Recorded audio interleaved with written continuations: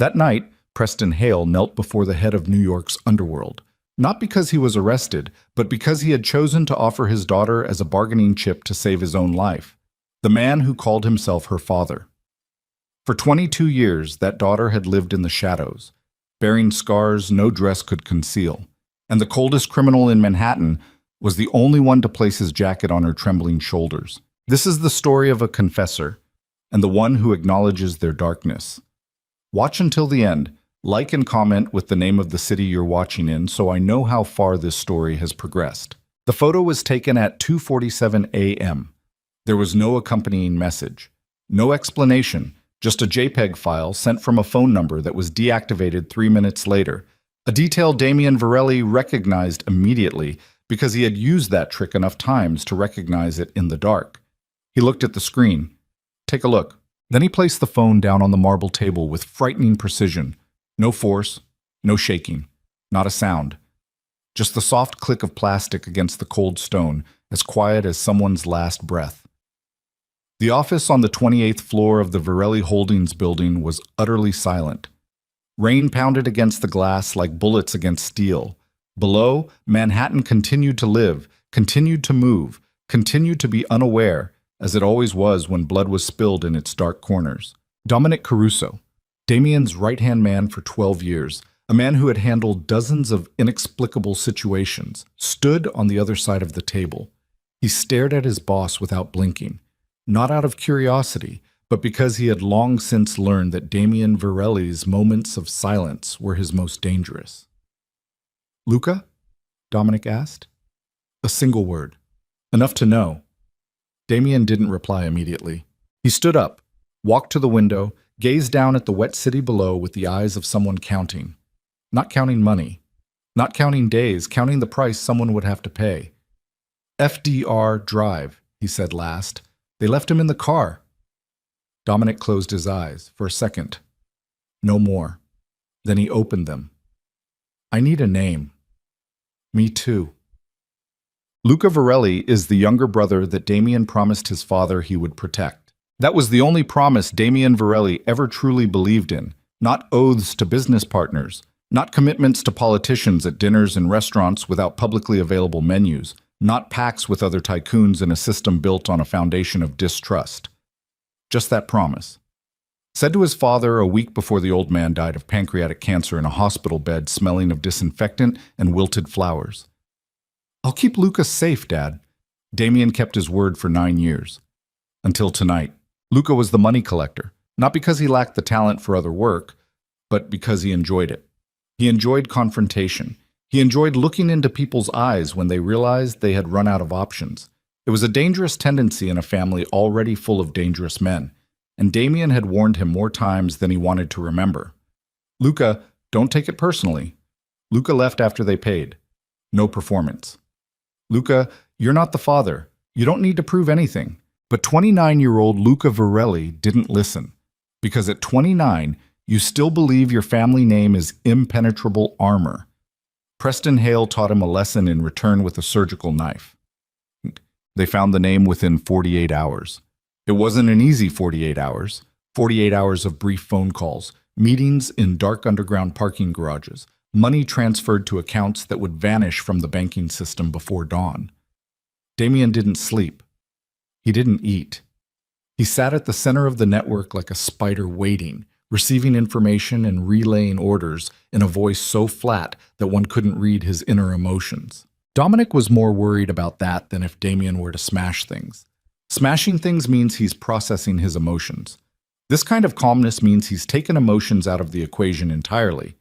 And an emotionless Damien Varelli is the most terrifying version of that man. Preston Hale. When that name reached Damien, he read it 3 times. Not because he didn't recognize it, but because he recognized it all too well. Preston Hale. 58 years old. Hale Capital Management. The Midtown building with his name on the black bronze door. 8 appearances on the cover of Forbes magazine. The man who donated $3 million to a children's hospital construction fund in Brooklyn last year. The man who, 18 months earlier, approached Varelli Syndicate with a loan that couldn't be obtained from any legitimate bank. Because the FBI was building a securities fraud investigation file thick enough to bury anyone. Damien lent him money. That's normal. Luca came to collect the money. That's normal. But Preston Hale, instead of paying the debt, decided that he himself was too important to disappear, and that the person who came to collect his money was important enough to use as a message to the Virelli syndicate. He didn't know that the person collecting the money was the son of the Virelli family. That didn't help him at all, but it changed everything. Damien met Preston Hale at 10 o'clock on Wednesday night at a private cigar lounge on the 46th floor of a building on the Upper West Side, a place only men with enough money and enough secrets to keep each other confidential were allowed to enter. Damien arrived alone. Dominic wasn't there. There were no guards.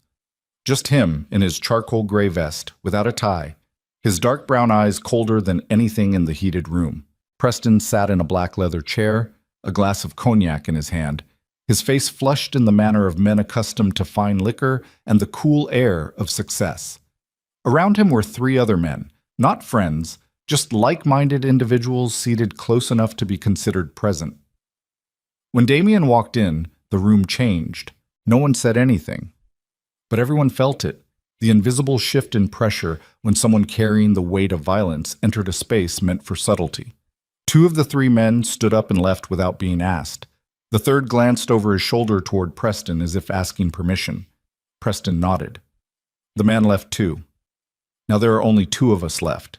Damien sat down opposite Preston Hale without being invited. He didn't pull out a chair, adjust his posture, or do anything to show preparation or common courtesy. He simply sat down as if the chair had always been his. "You know why I'm here," Damien said. Not a question. Preston set down his glass of cognac. His hand trembled slightly. Damien noticed it and noted it, not with satisfaction but with disappointment. Because a man who trembles at the start of a conversation is a man who will say what he thinks he needs to say to survive, and not necessarily the truth.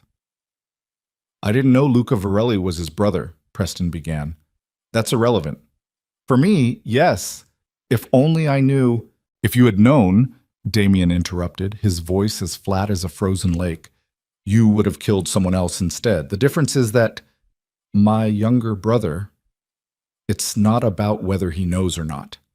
Preston remained silent. The rain continued to fall outside the window. "I don't have enough money to pay," Preston said finally. "Not right now. The FBI is—" "I know what the FBI is doing," Damien said. "I know exactly what they have. I know your Cayman Islands account numbers. I know the names of the partners you sold insider shares to. I know the real amount your investment fund has lost over the past 2 years while reporting to investors that everything was growing." He paused. "You don't have cash, but you have something else." Preston Hale looked into Damien Virelli's eyes, and for the first time in years, the man felt genuine fear. Not fear of the FBI, not fear of bankruptcy, not fear of losing everything he had built. Fear of the man sitting opposite him. Damien waited. And Preston Hale, in a moment of utter despair, said something he would regret for the rest of his life. "I have a daughter." Damien drove home in silence. Dominic called 3 times. He didn't answer. What he had just agreed to, he sat with it as the rain lashed against the windshield and the Manhattan streetlights drifted by in hazy streaks of yellow and red. What he had just agreed to wasn't what he really wanted. What did he want? He wasn't quite sure. He wanted Preston Hale to be terrified. He wanted him to lose sleep. He wanted him to realize that every decision from now on would be made in the shadow of the Virelli name. But a girl? A 22-year-old girl offered as a bargaining chip by her own father? Damien thought of Luca. He thought of the way his younger brother had laughed. A loud, self-centered laugh. The kind of laugh of someone who never learned to keep a safe distance from life. He thought of the photo on his phone and the smell of the car, rain and blood, that he had never actually smelled, but his brain kept conjuring up. He agreed not because he wanted Aurora Hale. He agreed because this was the most complete way to destroy Preston Hale. Not just financially, not just legally, but also emotionally. To take away what he loved most. To make it his own. That's at least what Damien was telling himself in the car. The wedding took place 2 weeks later. There was no press announcement, no high society guests, no champagne reception and speeches about hope and the future. Just an old priest who had known the Varelli family for decades, 12 armed guards in suits standing along the walls, and candlelight casting a light in the Long Island mansion that Damien always found artificial. Aurora Hale entered in a worn, white lace dress that seemed to belong to another era, not hers, not chosen by her. Her face was so pale it was almost translucent in the candlelight. Her dark hair was neatly and practically styled, lacking any grace. Her eyes, a pale gray like the sky before a storm, stared straight ahead, never once glancing to the right where her father stood. Damien stood at the head of the room and watched her approach. He noticed it immediately. She wasn't walking. She existed. Each step was set with the control of someone who had practiced moving through rooms without attracting too much attention, without taking up too much space, without giving anyone a reason to notice her. It was the kind of body language not learned in manners classes, the kind etched in by prolonged fear. Damien was a human reader.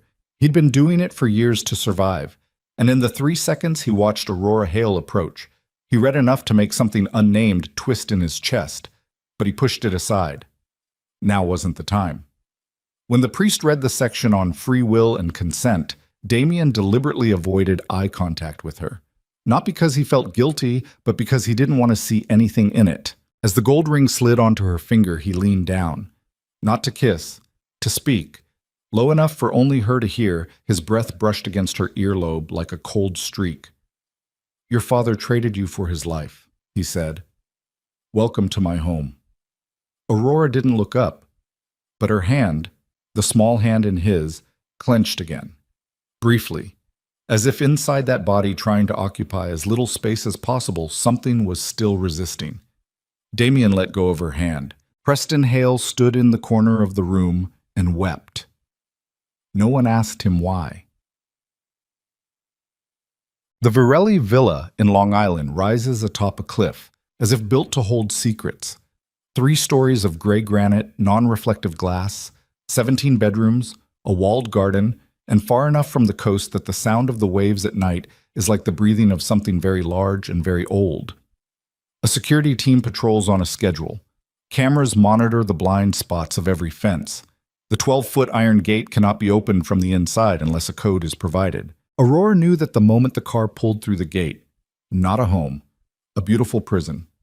But still a prison. She sat in the main living room and looked around while the maid carried her luggage upstairs. Not much. 2 average-sized suitcases, far less than what a woman from a family like hers was supposed to have. The maid, a middle-aged Italian woman named Maria, looked at her with a look Aurora was familiar with. A mixture of curiosity, pity, and a feeling of not knowing what to do with both. Damien didn't follow them into the house right away. He stood outside in the rain for 15 minutes, the phone clutched between his ear and shoulder, speaking to Dominic in a voice low enough that no one could hear. When he came in, his hair wet, his shirt collar stained dark with rainwater, he looked at Aurora sitting upright on the sofa like someone waiting for a doctor's appointment and said nothing. "Are you hungry?" he asked last. Aurora shook her head. "Maria will show you the room. You can move around the house freely. The basement and my study are off limits." "Okay," she said. Her voice was softer than Damien had expected, not weak, but deliberately quiet, the kind that had been honed through years of practice. "Is there anything else you need to ask?" She was silent for a moment. "What do you want from me?" Damien looked at her, a direct question. No pleading, no excuses. Just a direct question, with the faint courage of someone who has nothing left to lose.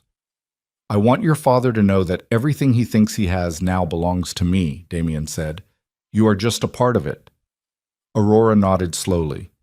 She nodded in the way someone is listening to information, processing it, storing it somewhere in their memory for later reference, not in the way someone is hurt by it. That once again drew more attention from Damien than he would have liked. He turned away before realizing he was staring for too long. The wedding night did not unfold in any conventional sense of the word.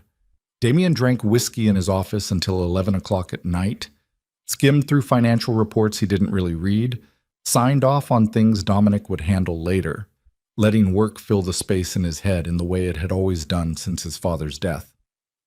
Around midnight, he went upstairs. The master bedroom was absurdly large. Damien had lived there alone long enough to no longer notice it. Dark hardwood floors, Floor-to-ceiling windows overlooking the Atlantic Ocean, a California king bed with pristine white sheets that no one but him had slept on in the past 3 years. Aurora stood beside the bed. She's still wearing her wedding dress. Her hands trembled. It wasn't a slight tremor.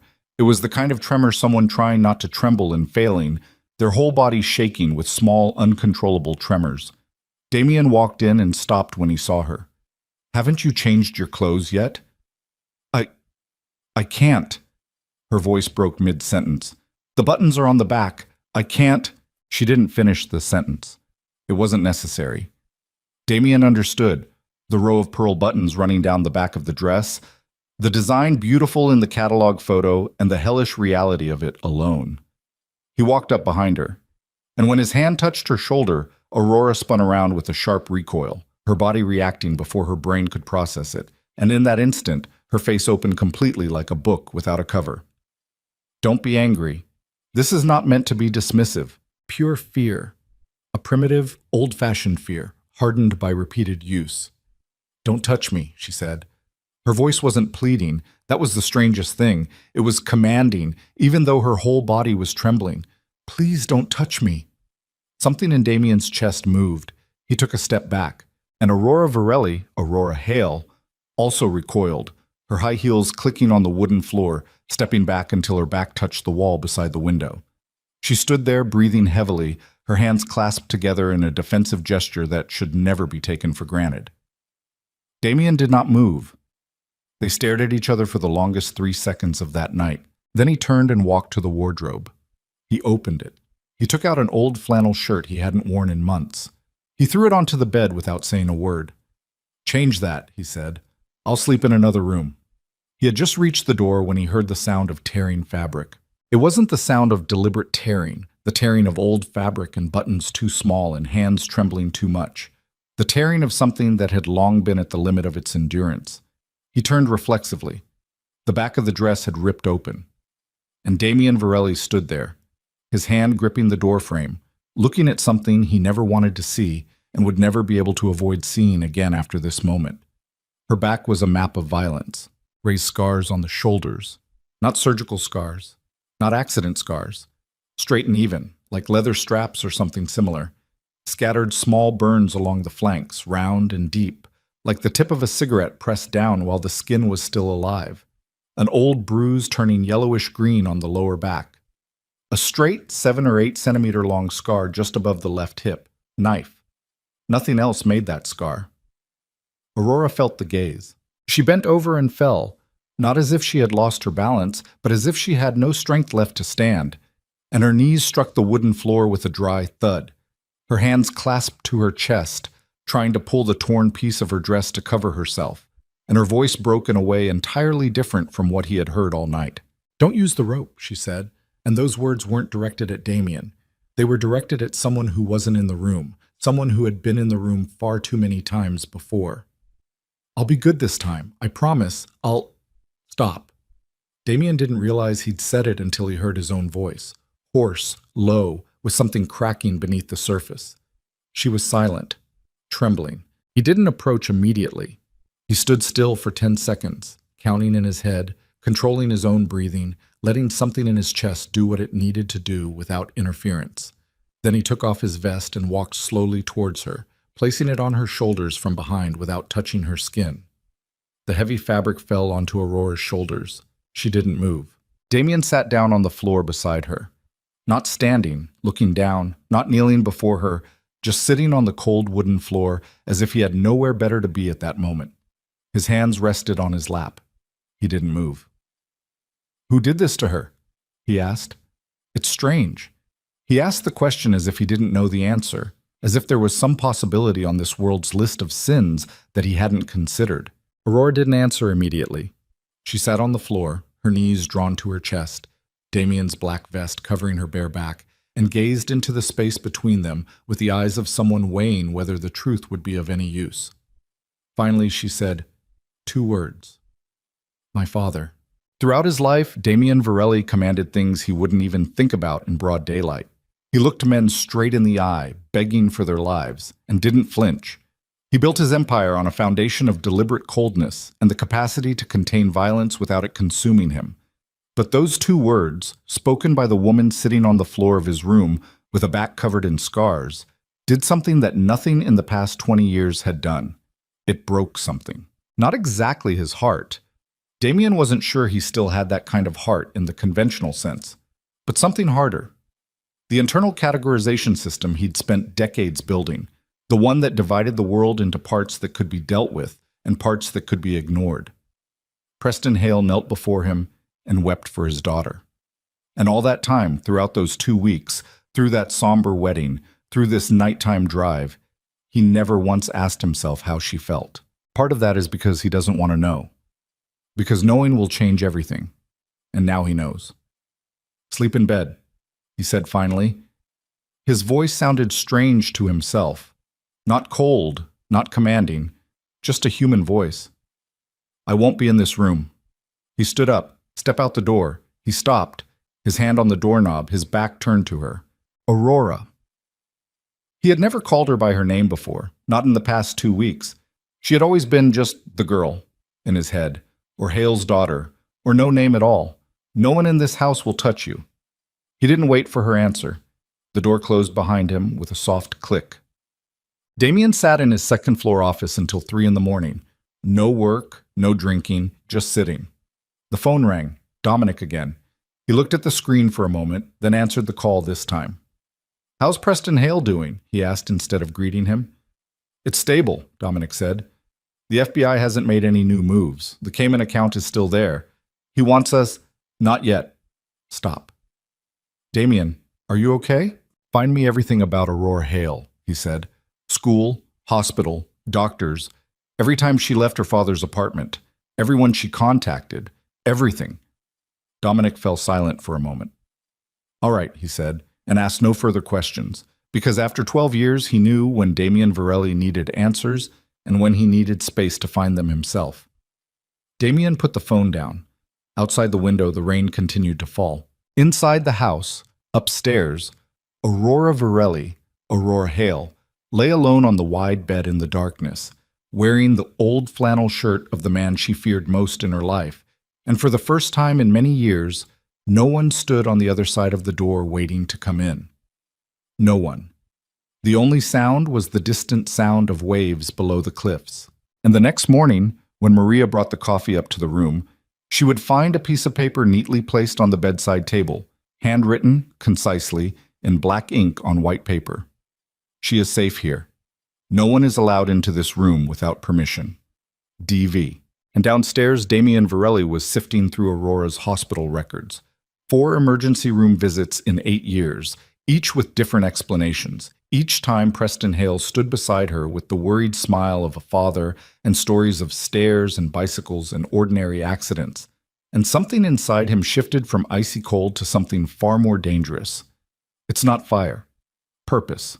And in the darkest corner of the office, in a drawer locked with a combination lock, beneath checks and agreements signed in red ink, Preston Hale had just acquired another enemy.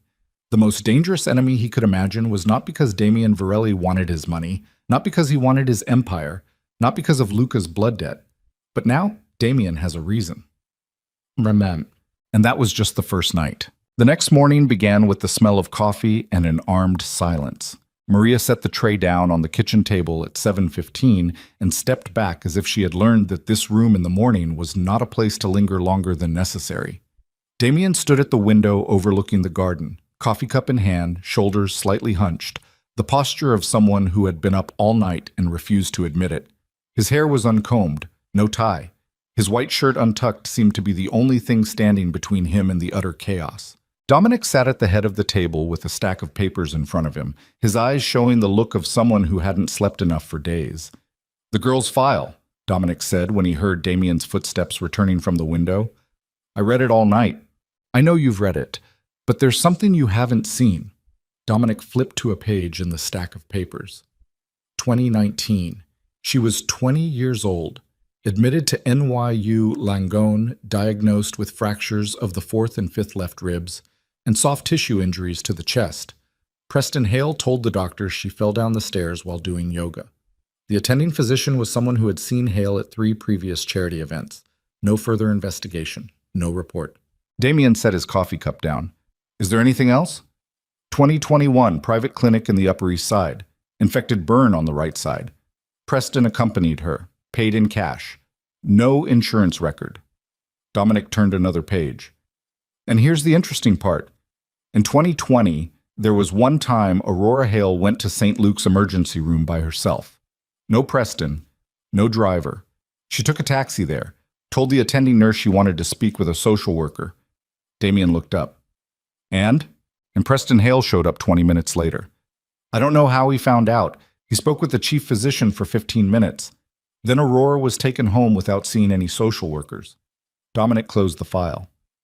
That man has connections everywhere. It's gone. Dominic stared at his boss for a long second. Damien, that girl is now his wife. I know.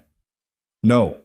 Sir, no in a legal sense. I'm asking in a different sense. What would you do about that? Damien didn't answer immediately. He pulled out a chair, sat down opposite Dominic, and looked directly into the face of the man who had been with him long enough to be allowed to ask directly. I don't know, and he said finally, and it was the most honest answer Dominic had heard from him in months. Dominic nodded slowly. While he's investigating, Preston Hale is meeting with a lawyer at the Greenberg & Associates office at 10 a.m. this morning. It may be related to the transfer of assets. Monitor.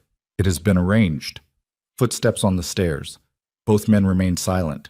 Aurora appeared in the kitchen doorway at 7:45, wearing Damien's flannel shirt, mid-thigh length, sleeves rolled up 3 times, a wide, asymmetrical collar. Her hair was uncombed, falling over her shoulders in a way Damien was sure she didn't intend to look. Barefoot on the stone floor. And her pale gray eyes glanced from Damien to Dominic before pausing briefly before she decided to enter the room. Dominic stood up. Mrs. Varelli, he said, with practiced politeness. Aurora looked at him as if trying to find a trap in that greeting. She couldn't find one. She nodded slightly. Dominic Caruso, Damien said without looking up. My underboss, he knows everything. How much does all that mean? She asked. The question was direct. Again, direct. Damien noticed that, the way she walked into the room and immediately began assessing the territory, checking boundaries, figuring out how much information she had compared to those around her. Not the behavior of someone trained to be compliant, the behavior of a survivalist. That's enough, Dominic said. Aurora went to the coffee machine. She poured herself a cup without asking anyone, finding her way around an unfamiliar kitchen with the pragmatism of someone accustomed to fending for herself in unfamiliar environments. Dominic looked at Damien. Damien didn't look back. She drank her coffee standing at the kitchen counter, her back not completely turned toward them, far enough away to maintain distance, close enough to hear everything. Can I go outside? She asked. What does going outside mean? Damien asked. The garden. I can see the garden from the window. Damien looked at Dominic. Dominic shrugged slightly. Okay, Damien said. Someone will go with us. Is it necessary? Necessary. Aurora looked at the coffee cup. Okay. And that was the entire first conversation of the morning. Brief, practical, neither warm nor hostile. Just 2 people learning to share the air without stepping on each other. But Damien noticed one thing when she turned away. She didn't ask about her father. She didn't ask where he was. She didn't ask what would happen to him. Not a word. He didn't know how to interpret that. The garden was bigger than Aurora had imagined. A 1/4 hectare of greenery is neatly trimmed in a classic style, with low-growing trees lining the stone pathways and beds of black roses that are no longer in bloom. The sea breeze carries a salty scent strong enough to be felt on the tongue. The November sky is a dull porcelain white. The bodyguard, Carlo, stood 7 steps behind her, close enough to intervene but far enough to feign invisibility. He was young, 25, 26, with an expressionless face and the posture of someone trained to be invisible. Aurora walked along the stone path unhurriedly. Her bare feet remained on the ground. She hadn't worn shoes, and that wasn't carelessness. The grass was wet underfoot, the earth cold, the wind blowing. She stopped at the far end of the garden, where a tall wooden fence separated the property from the cliff, and peered through a gap down to the seashore below. Waves crash against the rocks. Crash, crash, crash. There's no rhythm, just force. Carlo stopped 6 steps behind her. Is the sea deep? She asked without turning around. Below the cliff? Carlo paused. I don't know exactly. Just deep. How high is the cliff? This time Carlo hesitated longer. About 20 meters, Mrs. Varelli. Just call me Aurora, son, Aurora said. Call me Aurora. Carlo didn't answer, but she sensed a slight shift in his posture, something between relief and embarrassment. She turned around.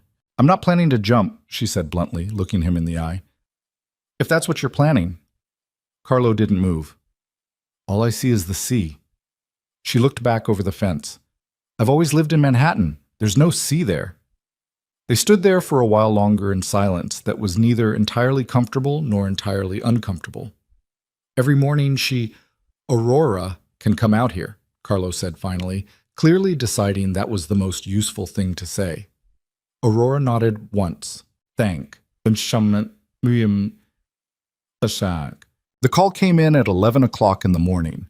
Damien was in his second-floor office, reading a report from the team monitoring Preston Hale. The meeting with the lawyer had taken place, and what they'd heard from the man sitting at the next desk with a listening device in his tie hadn't pleased him. Preston was trying to transfer assets to the name of a friend's fictitious son-in-law in Delaware. He was preparing to flee. The phone vibrates. An unfamiliar number. Men. Damien.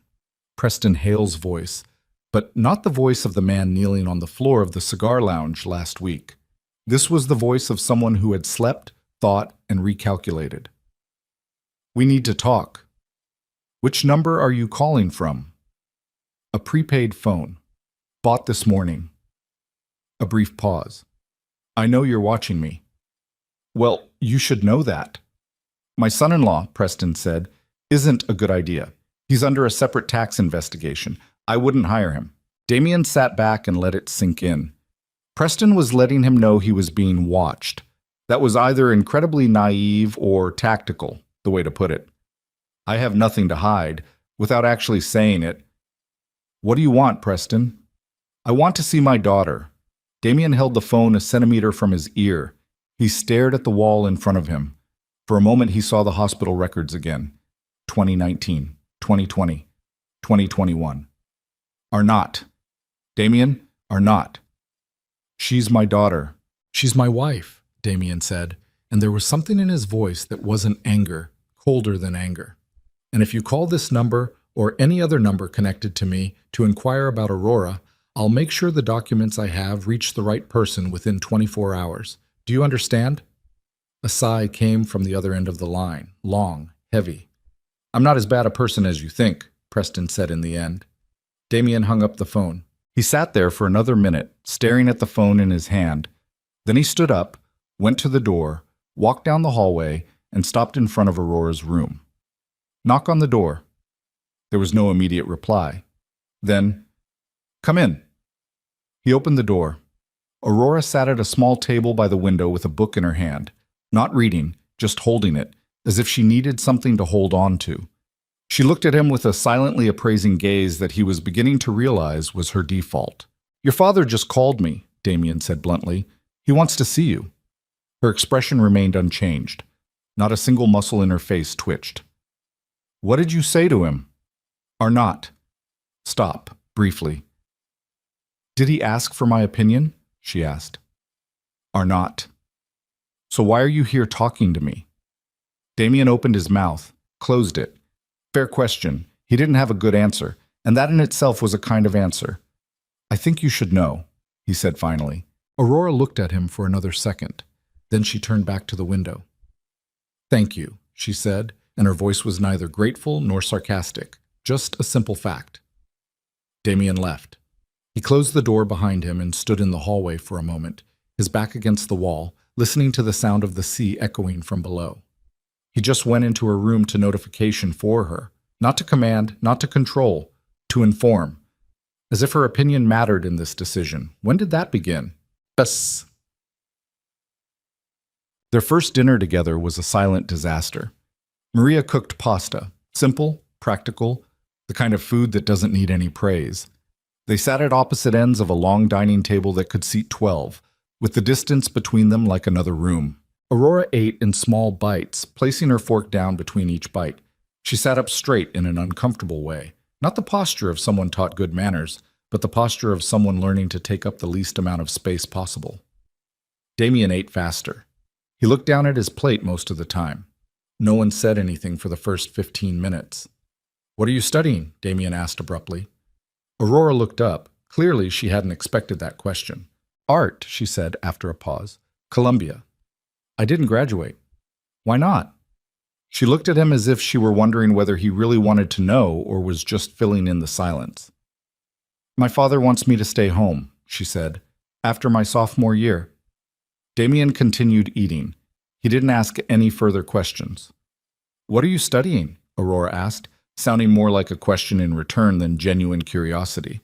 "I didn't go to university." "He doesn't look like someone who's never been to university." Damien looked up. There was a fleeting expression in his eyes, not exactly surprise, but close to it. "My father said the school of life is better than school," he said. "He was right and wrong about different things." "Has he ever been right about anything?" The question didn't come from a polite social setting. It came from something more genuine. Damien put down his fork. "He said that people will remember more what you do with power than how you got it," Damien said. Aurora looked at him. She looked as if she were measuring something. "Do you believe that?" "I'm trying." Another silence, different from the previous ones, less tense. "I want to return your shirt," she said, changing the subject abruptly. "Keep it." "I don't have many clothes here, but I have enough to—" "Keep it," he repeated. "Maria will arrange for someone to bring it to you." Aurora looked down at the plate. "You don't need to do that." "I know." And those two words, ended the conversation in a way that neither of them fully understood. Day 3 began with a mistake. Dominic arrived at 8 o'clock in the morning with the face of someone bringing bad news. Damien read it from the way he closed the door, not forcefully, but decisively, in the manner of someone wanting to make sure no one was eavesdropping. "Go ahead and speak," Damien said. "There's someone inside the house." Silent. "Mean?" "Someone has been reporting Preston Hale's schedule for the past 3 days." Dominic placed a piece of paper on the table, a printout of a phone call with the number redacted. "This call was made from inside the estate at 6 o'clock yesterday evening, 17 minutes. Damien looked at the piece of paper. "From which number?" "Maria's phone." The name struck him in a way he wasn't entirely prepared for, because Maria had been here for 12 years, been here before he had his empire, been here when his father was alive, and the house still smelled of cigarette smoke and real Italian dinners instead of things cooked to fill the space. "Are you sure?" "The number that called matches the prepaid phone Preston used yesterday," Dominic said. "I'm sure." Damien stood up. He opened the office door. He called Maria's name. The woman emerged from the end of the hallway.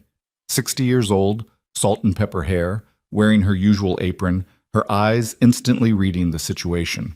She didn't run. She didn't try to explain. She simply walked with the slow, deliberate steps of someone who had made a decision before entering the room. "Maria," Damien said. "Mr. Damien." "Did Mr. Preston call you?" Maria stood still. 1 second. 2. Then, "He's worried about Aurora." "That's not the answer to my question." "He called first," Maria said. "On the wedding day. He asked me to keep an eye on her. He said she was vulnerable. He told me what kind of person you are." Damien didn't move. "And she trusts him." "I've known you since you were a child, Damien." Maria's voice changed, no longer the maid's voice. It was the voice of someone who had seen too much over too many years to pretend. "I know what you do. I know how people fear you. That girl," Damien interrupted, his voice dropping in a way that silenced Dominic in the corner of the room instantly, "bears scars on her back inflicted by the very man she trusted. That man worries about her." He paused. "Not me." Maria looked at him, and Damien saw it. The moment something in her head reprocessed, recalculated, changed. "I don't know that," she said softly. She knows now. 1 second is long. "You're leaving today," Damien said. "Dominic will handle the salary and paperwork. You don't need to contact Preston Hale or anyone in his family again. Do you understand? Maria nodded. Her eyes were red and swollen, but she didn't cry. That girl, she said before turning away. Keep an eye on her. She left the room. Damien watched until the sound of footsteps faded at the end of the corridor. Then he turned to Dominic. Preston knows I'm gathering information about him, he said. He's trying to buy himself more time. I know. Tighten the investigation. I want to know where he eats breakfast, what time he goes to bed, what he wears when he goes out, everything. And Aurora? Damien looked out the window. Don't say anything to her about Maria. Aurora found out about Maria that afternoon. Not because anyone said so, but because it's the kind of thing people who've lived long enough in houses with secrets learn to recognize. Maria's car wasn't in the parking lot anymore. The small room at the end of the side hallway had its door open, and the air was empty in a way that was peculiar to a space that had just been emptied. She found Damien in his office. Knock on the door. Don't wait for an answer. Open it. He was on the phone. He glanced up at her, a fleeting expression, not anger, closer to something akin to worry, then said into the phone, I'll call back. He hung up. Where did Maria go? Aurora asked. Damien put the phone down on the table. She no longer works here. Why? An internal problem. Aurora stepped further into the room. She looked at him the way she looked at everything, judging, calculating, searching for the unspoken. He fired her because of me, she said. Not a question. Damien did not reply. She reported it to my father, she continued, her voice flat. That's why. Aurora. I'm not stupid, Damien. It was the first time she had called him by his name. He noticed it, not because it was special, but because it wasn't. She said his name as if she had done it many times before, as if his name carried no more weight than any other word. I know you're not stupid, he said. Then don't treat me like that. She stopped in the middle of the room, neither sitting down nor moving forward. How long has she been here? 12 years. Something flickered across Aurora's face. Not exactly guilt, but something related to it. Because of me, he lost someone who had been working for him for 12 years. Because she violated trust. Because she thought he would harm me. Aurora looked him straight in the eye. She wasn't entirely wrong to worry. Damien stood up. Not to approach. Just to stand up, so that he and she were on the same plane instead of him sitting and her standing. I won't harm you, he said. He said it as if it needed no explanation. It's not necessary. With you, it's not necessary. Her voice changed, not rising, not breaking, just carrying a heavier weight. You weren't the kind of person who grew up in an apartment where every time the door opened, you wondered how bad the day was going to be. You didn't have to learn to read footsteps on the floor, fast or slow, heavy or light, to know if you had time to run to the bathroom and lock the door.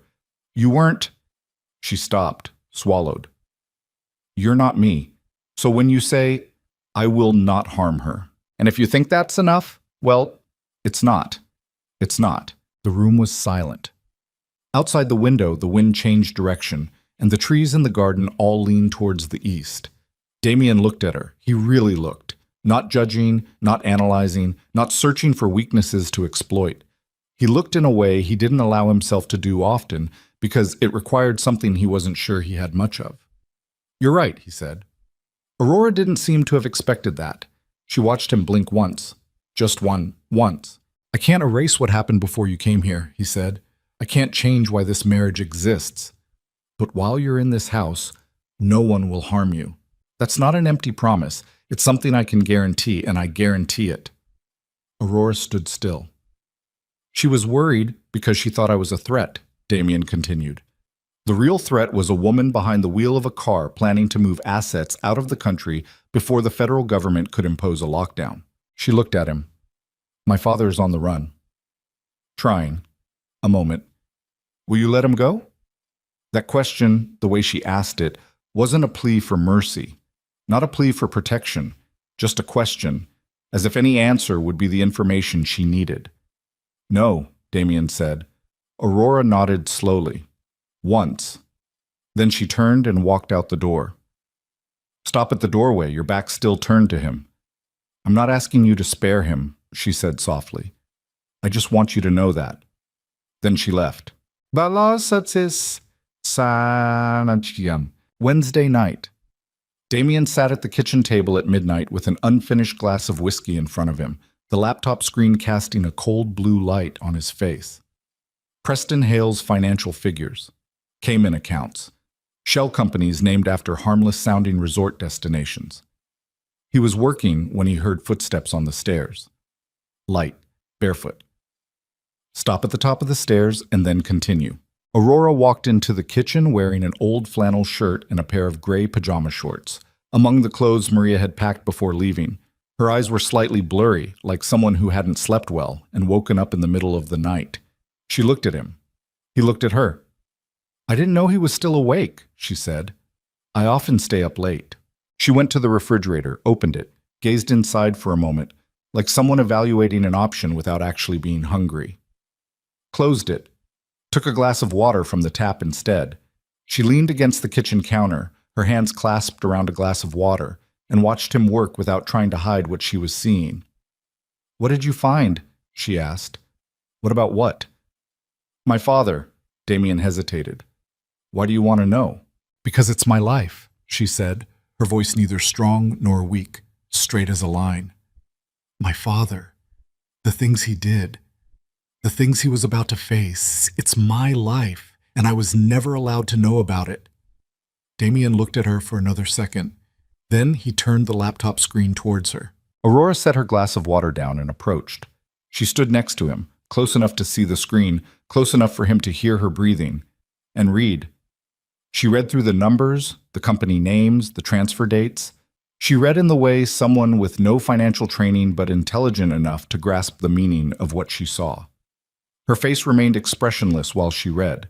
That, in itself, was the most remarkable thing in the room.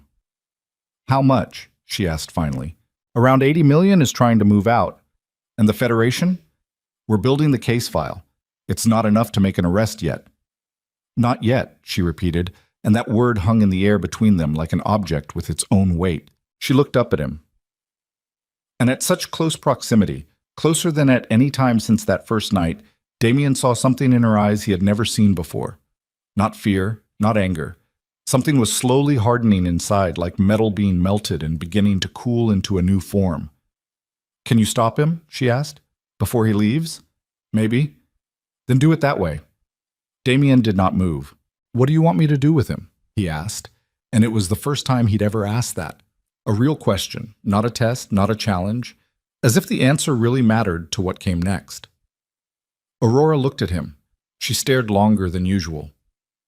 "I don't want him dead," she said finally, slowly, as if she had just discovered something about herself in the moment she uttered those words.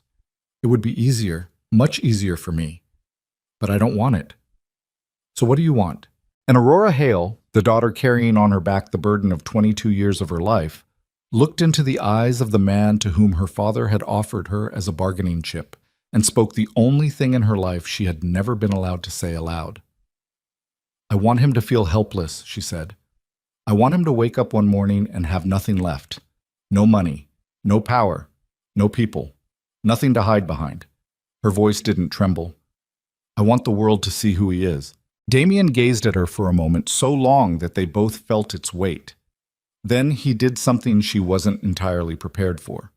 He placed his hand on hers, not grasping, not holding, just placing it, so gently it was almost imperceptible, and said, "All right."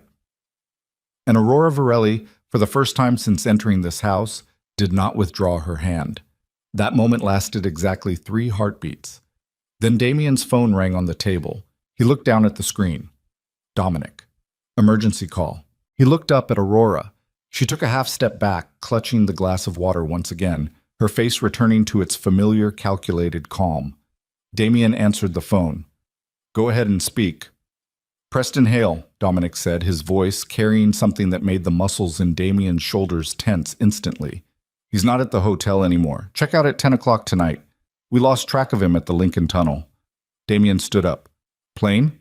They're checking Teterboro and Westchester, but Damien," Dominic paused briefly, the kind of pause someone makes when considering what to say next. "He's not alone. He has someone with him, and that person is carrying something we should be more concerned about than money." What? The file, Dominic said. The file on Varelli Syndicate. 10 years of trading, real name, real account number. Enough to bury us all if it falls into the right hands. The kitchen was completely silent. Damien wasn't looking at Aurora, but he sensed she was looking at him, looking with an expression she didn't try to hide. The look of someone who realized that in 10 seconds, everything had changed irreversibly. How long until he can board the plane? Damien asked into the phone. If he were to arrive at Teterboro now, 2 hours. Maybe less. Damien looked at his watch, 12:20. I'll go there, he said. He hung up the phone. Walk out of the kitchen without looking back. He stopped at the doorway, his back still turned toward Aurora. Don't leave the house tonight, he said. Not because I ordered you to. For a reason. She said nothing. He walked out. And Aurora Varelli stood alone in the cold kitchen with a glass of water in her hand, listening to the sound of car engines starting outside, listening to the iron gate opening and closing, and realizing something in the silence that followed, something she wasn't ready to name, not ready to look straight in the eye. The man had just left to confront her father, and she didn't know which side she was on. She didn't know which side she was on. That was her last thought before she set the glass of water down on the kitchen counter and decided that there would be no answer to that question tonight. And standing here in the darkness with the laptop screen still lit on the table wouldn't help her. She turned off the kitchen light, climbed the stairs. I lay down in bed, but couldn't fall asleep. The rain started at 12:45. It wasn't a drizzle, it was real rain, the kind of November rain carried by the Atlantic wind, lapping against the window panes in irregular bursts. Aurora lay in the darkness, listening to the rain and the waves from the cliffs below, trying not to think about the things her brain kept conjuring up. Her father's footsteps echoed on the marble floor of the Midtown apartment, fast or slow, heavy or light. Tonight Preston Hale is on the highway, in a car whose license plate she doesn't know, with a box containing something that could bury Damien Varelli and everyone around him. And here she lay, in that man's flannel shirt, listening to the rain. Her eyes didn't close until almost 3 in the morning. Teterboro Airport is located in northeastern New Jersey, about 20 minutes from Manhattan if the roads are clear and there's nothing to lose. Damien is 17 minutes away. He sat in the car looking out at the wet runway while Dominic stood by the car door talking on the phone. Rain pounded on the metal roof in an irregular rhythm. The headlights of 2 other SUVs behind them formed a V-shape, reflecting on the wet tarmac. The Gulfstream G550 is registered under the name of Shell Delaware, Dominic said as he opened the car door. The declared itinerary is Cancun, but the actual flight plan, he pulled out his phone. Zurich. Damien looked at the screen. He said nothing. The plane is still refueling. Departure is scheduled for 1:15. Dominic looked at his watch. We have about 30 minutes. The person who came with Preston. His name is Garrett Walsh. He's a lawyer. He specializes in cross-border asset transfers. He worked privately for Hale Capital for 6 years. Dominic paused. And he's the one who collected the files. How much exactly does Garrett Walsh know? That's enough to make him a separate problem for Preston. Damien opened the car door and stepped out. The rain hit his shoulders, soaking through the fabric in seconds. He didn't have a raincoat. He'd left home too quickly. He didn't care. I'm going in, he said. Damien, Dominic followed. We don't know where Walsh has the files. Maybe he's on him. Maybe he's already sent them. Then let's find out. If it has already been sent, we'll deal with that later. Damien's voice was as flat as the road in front of him. First, I need to see Preston Hale and talk to him. Dominic recognized that tone. He knew what lay beneath that surface of calm. He didn't argue further. They went through the side gate using a key card that an airport ground staff member who had received a thick envelope the previous month had left open. Preston Hale stood beside the Gulfstream in a thick navy blue coat, his hair wet, clutching a black leather briefcase he hadn't put down since leaving the hotel. Garrett Walsh stood 3 steps away, 40 years old, wearing metal-rimmed glasses, the kind of man who had spent most of his life in an office and didn't regret it. Preston recognized them immediately when the headlights of the Varelli convoy appeared from the airport gate. He turned to Walsh. Get on the plane, he said. Walsh didn't move. He watched the approaching cars. his face turning ashen in the manner of a probabilist who dislikes the outcome. "Now," Preston said, his voice rising a note. "Preston." "Now, Garrett." Walsh walked toward the plane's stairs. The crew at the door above, a young flight attendant and the captain, looked at the approaching cars with a bewildered expression. Damien stepped out of the car first, even before it had come to a complete stop. Preston Hale turned to face him in the pouring rain, his eyes red and his lips tightly pressed together, as if he had mentally prepared himself for this moment, but still hadn't. "Damien!" The punch came before Preston could finish his sentence. Not a punch of control. The punch of someone who has held on to something for too long and decides not to hold on anymore. Damien's fist slammed into Preston Hale's left jaw with the force of his whole body, and Preston fell vertically onto the wet tarmac, his briefcase flying out of his hand, his chin hitting the airport pavement. It's raining. Preston lay on the floor, gasping for breath, his hands reaching out as if searching for something to hold on to. Blood and rainwater mingled on his face. Damien stood above him, breathing heavier than usual, his fists still clenched. "The documents," he said. Preston spat blood onto the floor. "The briefcase," he said, his voice cracking from pain and rain. "In the briefcase, Walsh has a copy. I know about Walsh." Damien bent down and picked up the briefcase. Combination lock. He looked at Preston. "Open it." Preston looked up at him from the floor. A 58-year-old man lying on the wet tarmac of a private airport on a rainy night, blood trickling from the corner of his mouth, hair plastered to his face. He looked like anything but the man who appeared on the cover of Forbes. 3972, Preston said. Dominic took the briefcase from Damien's hand. He entered the code. He opened it. Inside, a portable hard drive. 2 sealed envelopes, a set of printed documents in a plastic bag. Dominic took out the hard drive. He looked at Damien. Damien nodded. Dominic passed the hard drive to the man behind him, one of Syndicate's technicians who had been called in earlier and was standing in the shadows next to one of the SUVs with his laptop open. "Walsh," Damien said. 2 soldiers climbed the plane's stairs. 30 seconds later, they brought Garrett Walsh down. He walked voluntarily, his hands raised to shoulder level, his metal-rimmed glasses askew, his face pale but his steps unwavering. A good lawyer, uncompromising. Damien looked at Walsh. "Copy." Walsh looked at him through his crooked glasses. "The laptop is in my briefcase," he said, his voice unusually flat. "And a cloud copy. I can delete it now if you want." "Give me your laptop first." Walsh didn't argue. He nodded toward the bag that one of the soldiers was holding. The soldier handed it to Damien. Damien gave it to the technician. Garrett Walsh looked at him with the eyes of someone calculating every second. "He wanted the cloud version," Walsh said. "I deleted it. He has proof I deleted it. And then he let us go." Damien looked at him. "He is negotiating with me. I am offering a solution that is reasonable for both sides." "There are no 2 sides here, Walsh." Walsh was silent for a moment. "There's something you don't know," he said. And there was something in his voice, not threatening, closer to careful, which made Damien stop.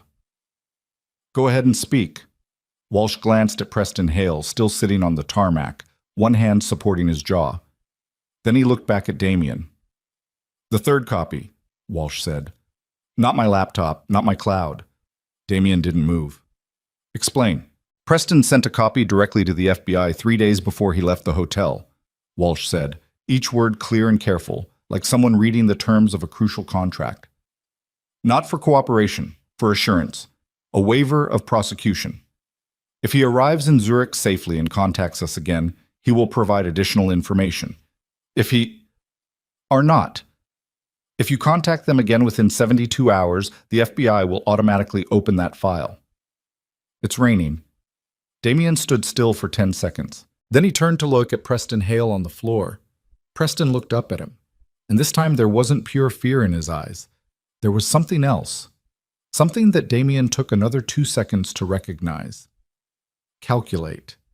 Preston Hale, even sitting on the wet tarmac with blood on his face, was still calculating. "He planned this," Damien said softly. Preston did not deny it. "Since when?" Damien asked. "From the moment I realized he couldn't let me go whether I paid the debt or not." Preston said, his voice strained by jaw pain but still clear. Luca is his brother. He would never let that go. I knew that the moment he sat down opposite me in the cigar lounge. Dominic approached Damien. He spoke softly, close to his ear. If this is true, I know. Then we can't. I know. Damien's voice was sharper. Dominic stepped back. Damien looked down at Preston Hale in the rain and felt something he didn't often feel. A trap closing in. Not the trap of a stronger opponent. Not the trap of overwhelming power. The trap of someone who had nothing left to lose and was therefore willing to sacrifice what the other couldn't. Preston Hale was betting on that. That Damien Varelli couldn't do anything to him without activating the self-destruct mechanism. He wasn't wrong. 72 hours, Damien said. Counting from 3 days ago, Walsh said. You have about, he glanced at his watch, 48 hours left. They drove home in silence. Dominic was driving. Damien sat in the front seat, looking out at the wet road, rainwater streaking across the windshield like veins on a map with no destination. 2 SUVs followed behind. Preston and Walsh were sitting in the second car, not handcuffed, not tied up, simply with no better option than to go along. 48 hours. Damien looked at that number from every angle he could. If the FBI opens a case, that's 10 years of transactions. Real names, real accounts. A chain of evidence sufficient to build an indictment against at least 20 people in the syndicate, including him. Including Dominic. Including those with families and children, people whom Damien has vouched for over the years. Nothing in his crisis management notebook was written for this situation. Choose, he said into the air. Dominic didn't ask again. He knew Damien was talking to himself. 1, find the FBI agent handling the file and stop it before it opens. 2, find the technical details of the waiver agreement Preston signed and determine if it's legally valid. 3, he paused. What is a father? Dominic asked. My father told Preston to call the FBI and tell them he was wrong. He wouldn't do that. He will do it if I give him what he wants.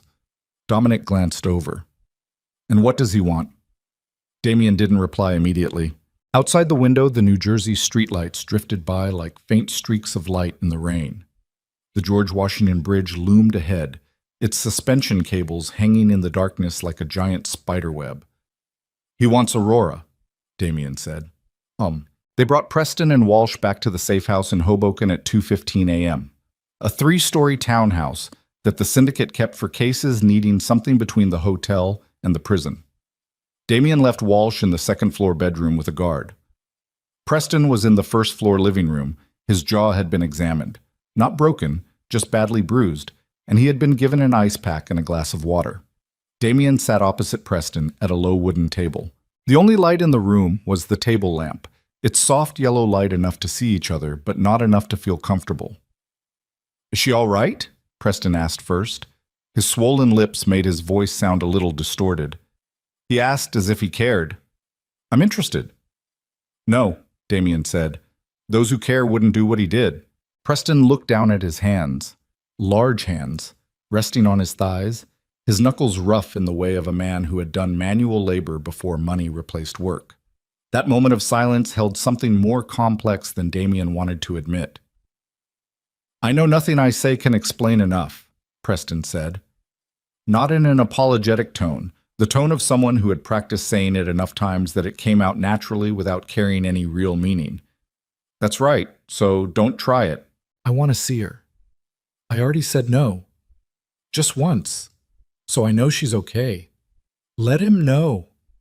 Damien's voice lowered, not in a threatening tone, but in the raw truth within. You've known her for 22 years, Preston. You lived in the same house as her. You've taken her to the hospital more than once. And you stood at the wedding weeping like a father who's lost his child. Preston didn't answer. Don't come to me in the language of a loving father, Damien said. I've read the medical records. The silence in the room was so long that the sound of the rain outside became even more audible. Preston finally looked up.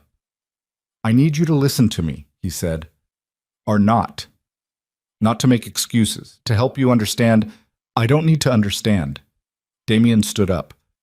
I need you to call the FBI agent handling your case and tell them he's backing out of the deal.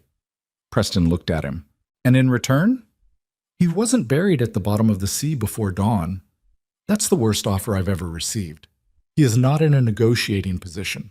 Everyone has a negotiating position when they have something the other person needs, Preston said. And in his voice resurfaced something Damien had seen on the tarmac.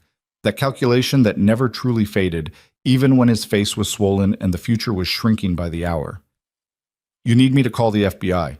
That means I still have value. Damien looked at him, and what he realized in that moment, realized with uncomfortable clarity, was that Preston Hale was right. Not in a moral sense, not in any way that would make him worthy of respect, but in a purely pragmatic sense, this man still held a card that Damien needed. What do you want? Damien asked. His voice was flat. No compromise. Just a question. Preston hesitated. 1 second, 2. I want to leave, he said. Out of this country. Zurich or anywhere. I want you not to follow me. I want... And Aurora. Preston stopped. He wants Aurora to come along, Damien said. That's what he really meant. It lasted for a moment. She's my daughter, Preston said. Not anymore, Damien said. And the way he said it, not to win the argument, not to hurt, but because it had somehow become true in his head, made Preston Hale look at him with something that looked like astonishment. Damien turned away. Go to sleep. We'll talk more tomorrow morning. He went outside and stood in the rain in front of the Hoboken house at 3 a.m, phone in hand, staring at the number 48 in his head and feeling what he internally called physical limits of the situation, a point where all roads lead to some degree of loss, and the only question is what to lose the least. Dominic stood 3 steps away from him, his collar turned up, his eyes fixed on the road. I need to know if the FBI agreement is real, Damien said. It's being verified. Our lawyers are working on it tonight. And if that's true? Dominic did not respond immediately. Then the door narrowed considerably, he said, in the end. Damien nodded once.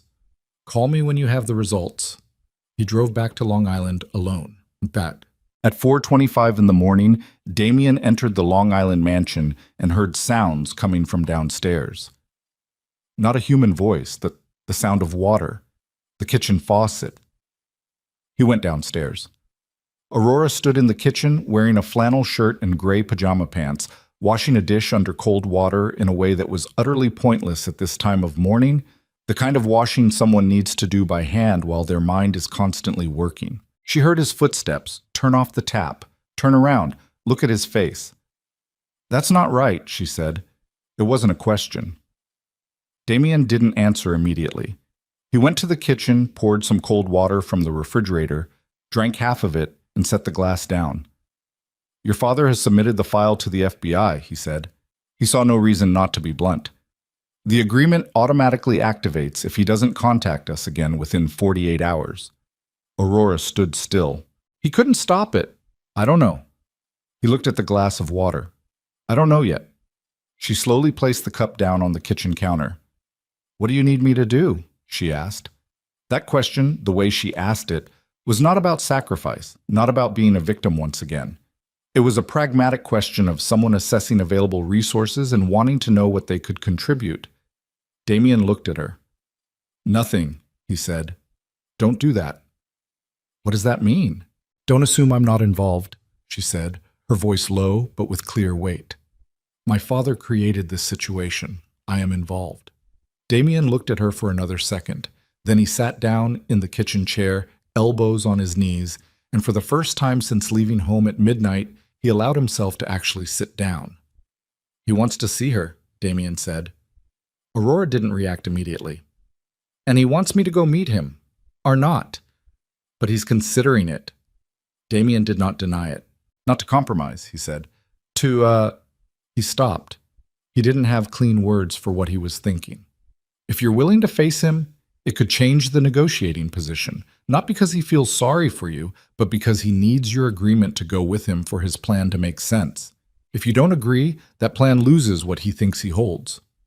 Aurora gazed at him for a long moment. He just told me that he's using me as leverage, she said. Have. And he wanted to use me to break that leverage. I asked if she wanted it, Damien said. That's something different. She gazed at him for a moment, in complete silence except for the wind outside the window and the distant sound of waves below the cliff. If I looked at his face, she said slowly, as if she were realizing for the first time something that had been lurking beneath the surface for a long time, I don't know what I would do. Be more specific. I don't know if I'll still be afraid, she said, sitting down in the chair opposite him, her hands on the table, looking into the space between them. For my whole life, seeing him meant fear, automatically, without thinking. Now I'm no longer in his apartment. I don't know what it would be like if I looked at his face now, in this situation. Damien sat still. And that scared her, he said. That leaves me unsure. Not knowing for sure doesn't mean you should be afraid. She looked up at him. Where did he learn that? I've been unsure about many things in my life, Damien said. People just keep living. Another silence. This time shorter, slightly warmer in a way that both noticed and neither commented on. I'll go with you, Aurora said finally. Are you sure? No. She stood up. But I will go. Damien's phone rang at 5:15 in the morning. He was sitting in his office, his eyes red from lack of sleep and the glare of the screen when he saw Dominic's name. Go ahead and speak. The deal is real, Dominic said, and those 3 words slammed against him like a steel door. Our lawyer confirms it. Preston Hale signed a cooperation agreement with the federal office for the Southern District 12 days before the wedding. The agent in charge is Marcus Webb from the Organized Financial Crimes Unit. Webb. Damien. Dominic's voice dropped a tone. I know that name. Me too. And that's what made the room suddenly feel smaller, because Marcus Webb wasn't just any name. Marcus Webb was the one who had launched the investigation into the Virelli syndicate 2 years earlier, only to have it shut down midway due to lack of evidence. Marcus Webb was someone Damien had heard of enough times to know that this was a man who never gave up. And Marcus Webb is now sitting on Preston Hale's file, waiting for the countdown to begin. How many hours are left? Damien asked. From the moment Preston checked out of the hotel at 10 o'clock last night, there are approximately 41 hours left. 41 hours. Find out everything about Webb, Damien said. His house, his car, his schedule, his weaknesses. Dominic was silent for a brief moment. Damien, if we mess with a federal agent, I didn't say touch him. I said find out, Damien said flatly. We need to know what we're dealing with before we decide what to do next. Okay. And Dominic, he paused. Contact Raymond Cho. This time Dominic actually stopped. Raymond Cho, a criminal lawyer with a network of contacts stretching from New York federal courts to Washington offices that the average person wouldn't have in their directory.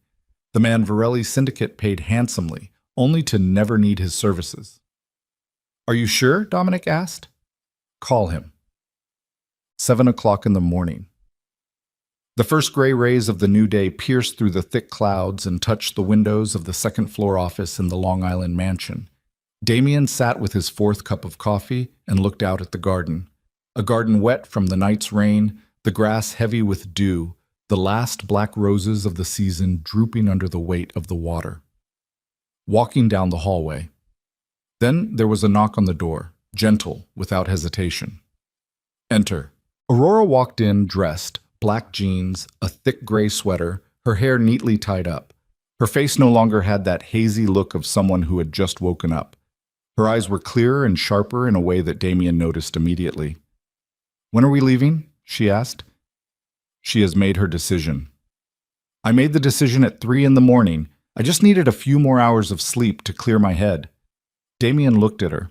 10 o'clock in the morning, he said. I need to arrange a few things first. She nodded, turned away. Aurora. She paused, turned slightly, just enough to see him over her shoulder. If, after looking at his face, you want to leave, Damien said, just tell me. The conversation will end immediately. She looked at him. A long, scrutinizing gaze, not distrustful, but not entirely trusting either. Something in between, something learning gradually. Okay, she said. She left. Damien turned to look out the window. 41 hours. Check. At 8:15, Damien's phone displayed a notification from the technician who was checking the equipment seized the previous night. He read it again. Stand up, step out into the hallway, call out the name of the soldier on night duty. Call Dominic right now. The soldier looked at his face and didn't ask for the reason.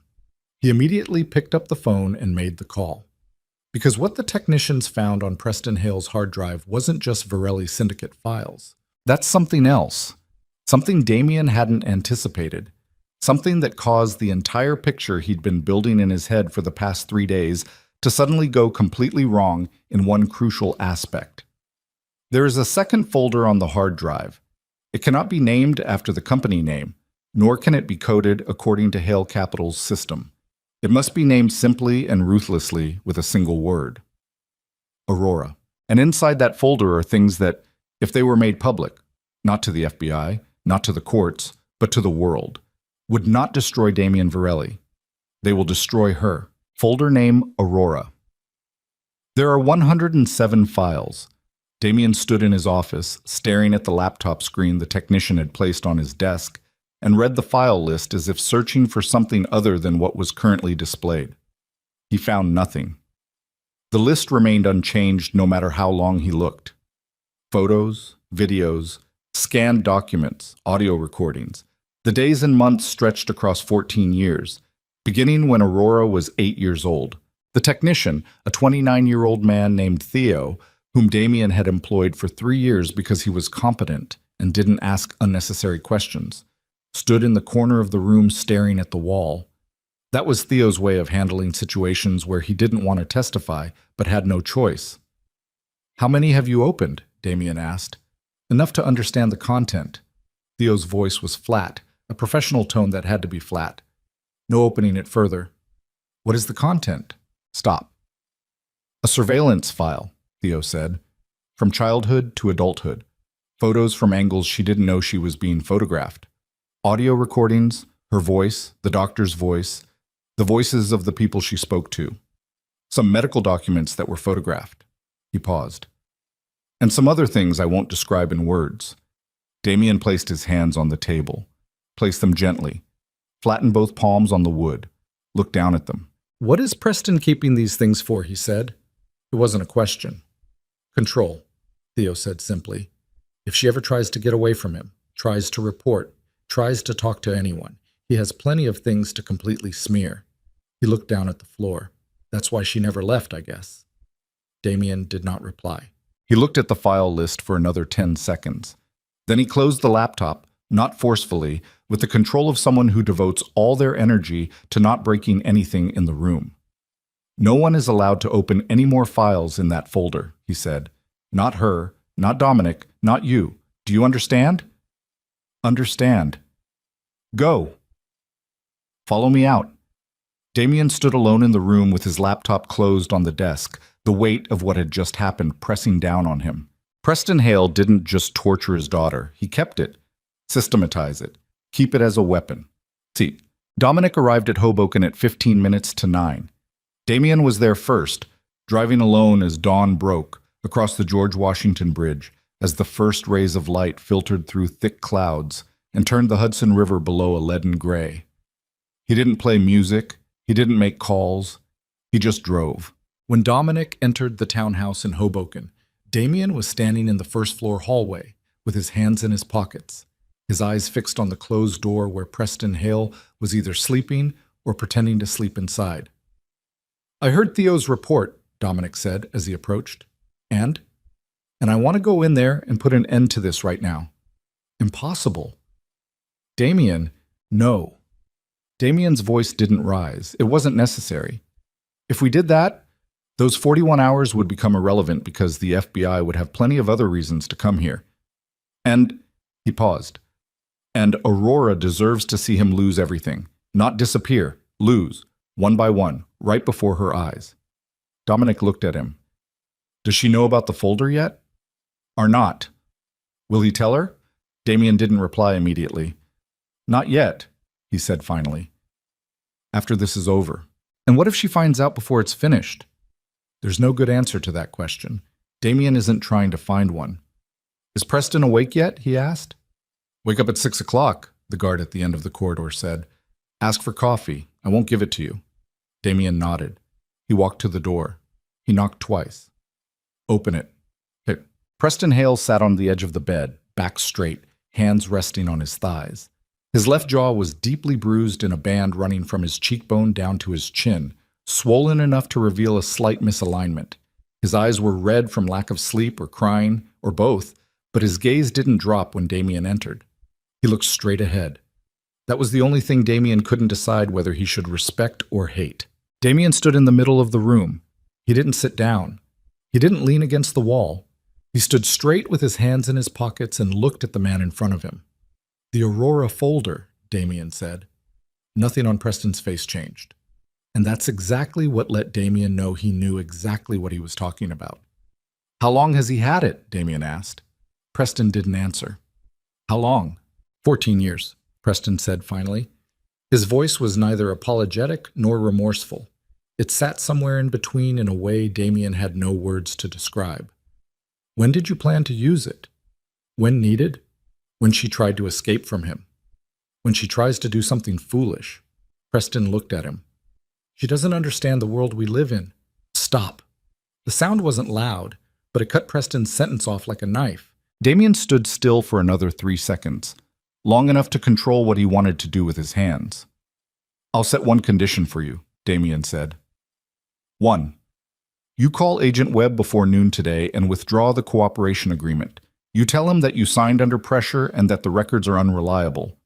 You request cancellation. Preston looked at him. In return? In return, the Aurora folder was completely deleted. No one saw it. No one knew it existed. The room was silent. Through the small window near the ceiling, the morning light filtered in the gloomy way of a winter day. And me? Preston asked. After I call. He will be handed over to those I choose. It means death. That means losing your freedom. Damien stared straight at him. If I wanted you dead, Preston, you would have died on the tarmac last night. Preston looked down at his hands, and Damien saw it. The moment when the man before him was truly calculating, not looking for an escape route, but weighing the weight of what remained after all options had proven bad. I want to see Aurora before I call, Preston said. Or not. I want... No. Damien took a step closer, enough to make Preston look up. She's not a condition for negotiation. She's not a gift. She's not property you have the right to claim. You've already taken enough. Preston stood up. He rose slowly, with the obvious pain in his jaw, but stood up and looked directly at Damien in the way of someone who had decided that lying down would be worse. She's my daughter, he said, and this time there was something breaking in his voice. Not quite genuine emotion, but something older and more painful than calculation. Whatever you think of me, whatever I've done, she's the woman he spent 22 years trying to break, Damien said, and she's still standing. That has nothing to do with him. Preston looked at him. His eyes turned even redder, his jaw clenched, and then relaxed. When do I have to decide, Guy? He asked. 11 o'clock. I'll be back. Damien stepped out of the room and closed the door behind him, leaning against it for a second. A single second, unseen by anyone, before pushing himself out the door and down the hallway. He called Aurora at 9:30. I need more time, he said. Tonight instead of this morning. There was a brief pause from the other end of the line. Are you okay? She asked. It's being processed. Is there anything you need me to do? That sentence. Is there anything you need me to do? We struck him in a way he was unprepared for. Not because it was weakness, quite the opposite. No, he said. Stay home. I'll be back before evening. He hung up the phone. Dominic stood 2 steps away, looking at him with the gaze of someone who had worked with him long enough to read the words between them. He's protecting her from him, Dominic said. I'm handling the situation. Damien. What? He's protecting her. Damien did not reply. Dominic said nothing more. 11 o'clock arrived and Damien entered Preston's room for the second time. Preston was standing at the small window, not much visible, just a patch of sky and the top of the building opposite, with a glass of water in his hand. The guard had given him coffee, looked at Damien's face, and realized he shouldn't report it. "It's decided," Damien said. Preston didn't come back right away. "If I call Webb and retract my statement," he said to the window, "he'll know I'm being coerced. He will be suspicious. Suspicion is not proof. He will investigate. Let him investigate." Damien entered the room. "Investigation takes time. Time is something I have and you don't." Preston turned around. In the morning light of the small room, without candlelight, without the sophistication of a cigar lounge or the veil of money, Preston Hale looked just as he truly was. A man aging faster than his age, carrying burdens too heavy for too long, and not healthy enough to continue. "I don't want her to hate me," Preston said. The words came out of his mouth in a way that had been kept secret for a long time, not calculated, not tactical. It was so genuine that it made both men in the room pause at it. Damien looked at him. "He did everything to make sure it happened," he said. "No judgment. Fact. I know." Preston set the glass of water down on the table. His hand trembled slightly, not from fear, but from exhaustion, a tremor of muscles that no longer trust themselves. "I can't explain what I did in any way that would mean anything to you, to anyone. I know that." "Then don't try it. But I want you to know one thing." Preston looked directly at Damien. "She's smarter than anyone I've ever met, since she was a child. Smart in a way that makes people afraid if they're not strong enough to stand beside her." He paused. "I'm not strong enough." The room was silent. It wasn't a comfortable silence. It wasn't the silence of understanding. It was the silence of two men standing on opposite sides of something that couldn't be bridged by words. "The phone," Damien said last. Preston looked at him for another second. Then he nodded. "Mars." The call to Marcus Webb took place at 11:17, with Damien standing 2 steps away from Preston and Dominic at the doorway. Preston called from his own phone, the phone that had been returned after the battery was removed the night before, and then turned back on for this purpose. "Marcus," Preston's voice was surprisingly steady. "I need to talk to you about the deal." The voice on the other end of the line, not clearly audible from Damien's distance, only the tone of voice.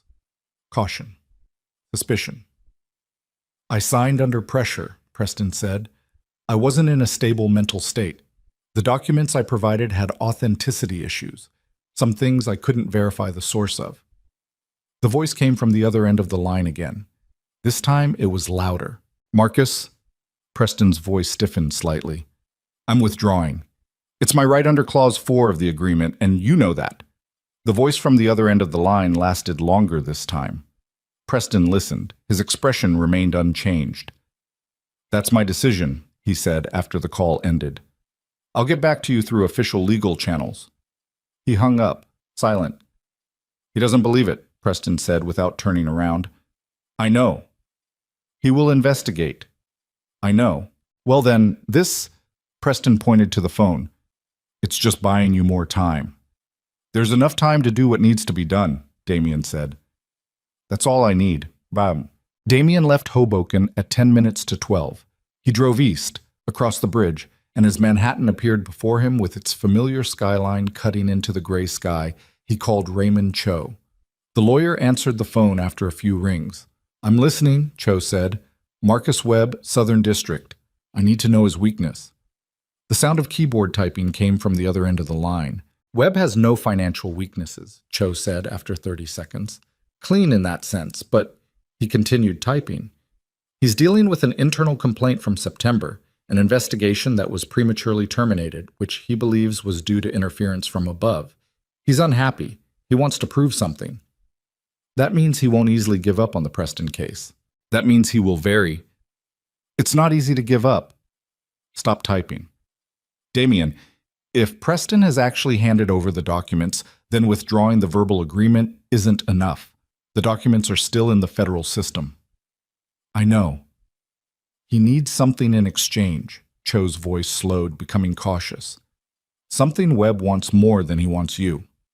Damien drove through an intersection and looked toward Midtown in the distance. "I have that," he said. "Stop at the word give. Short." "What?" Preston Hale is collaborating with 5 foreign investors in a securities fraud scheme that the SEC never had enough evidence to prosecute. I have the names. I have the transactions. I have everything to build a case much bigger than Varelli's. Damien looked straight ahead. Webb wants that more than he wants me.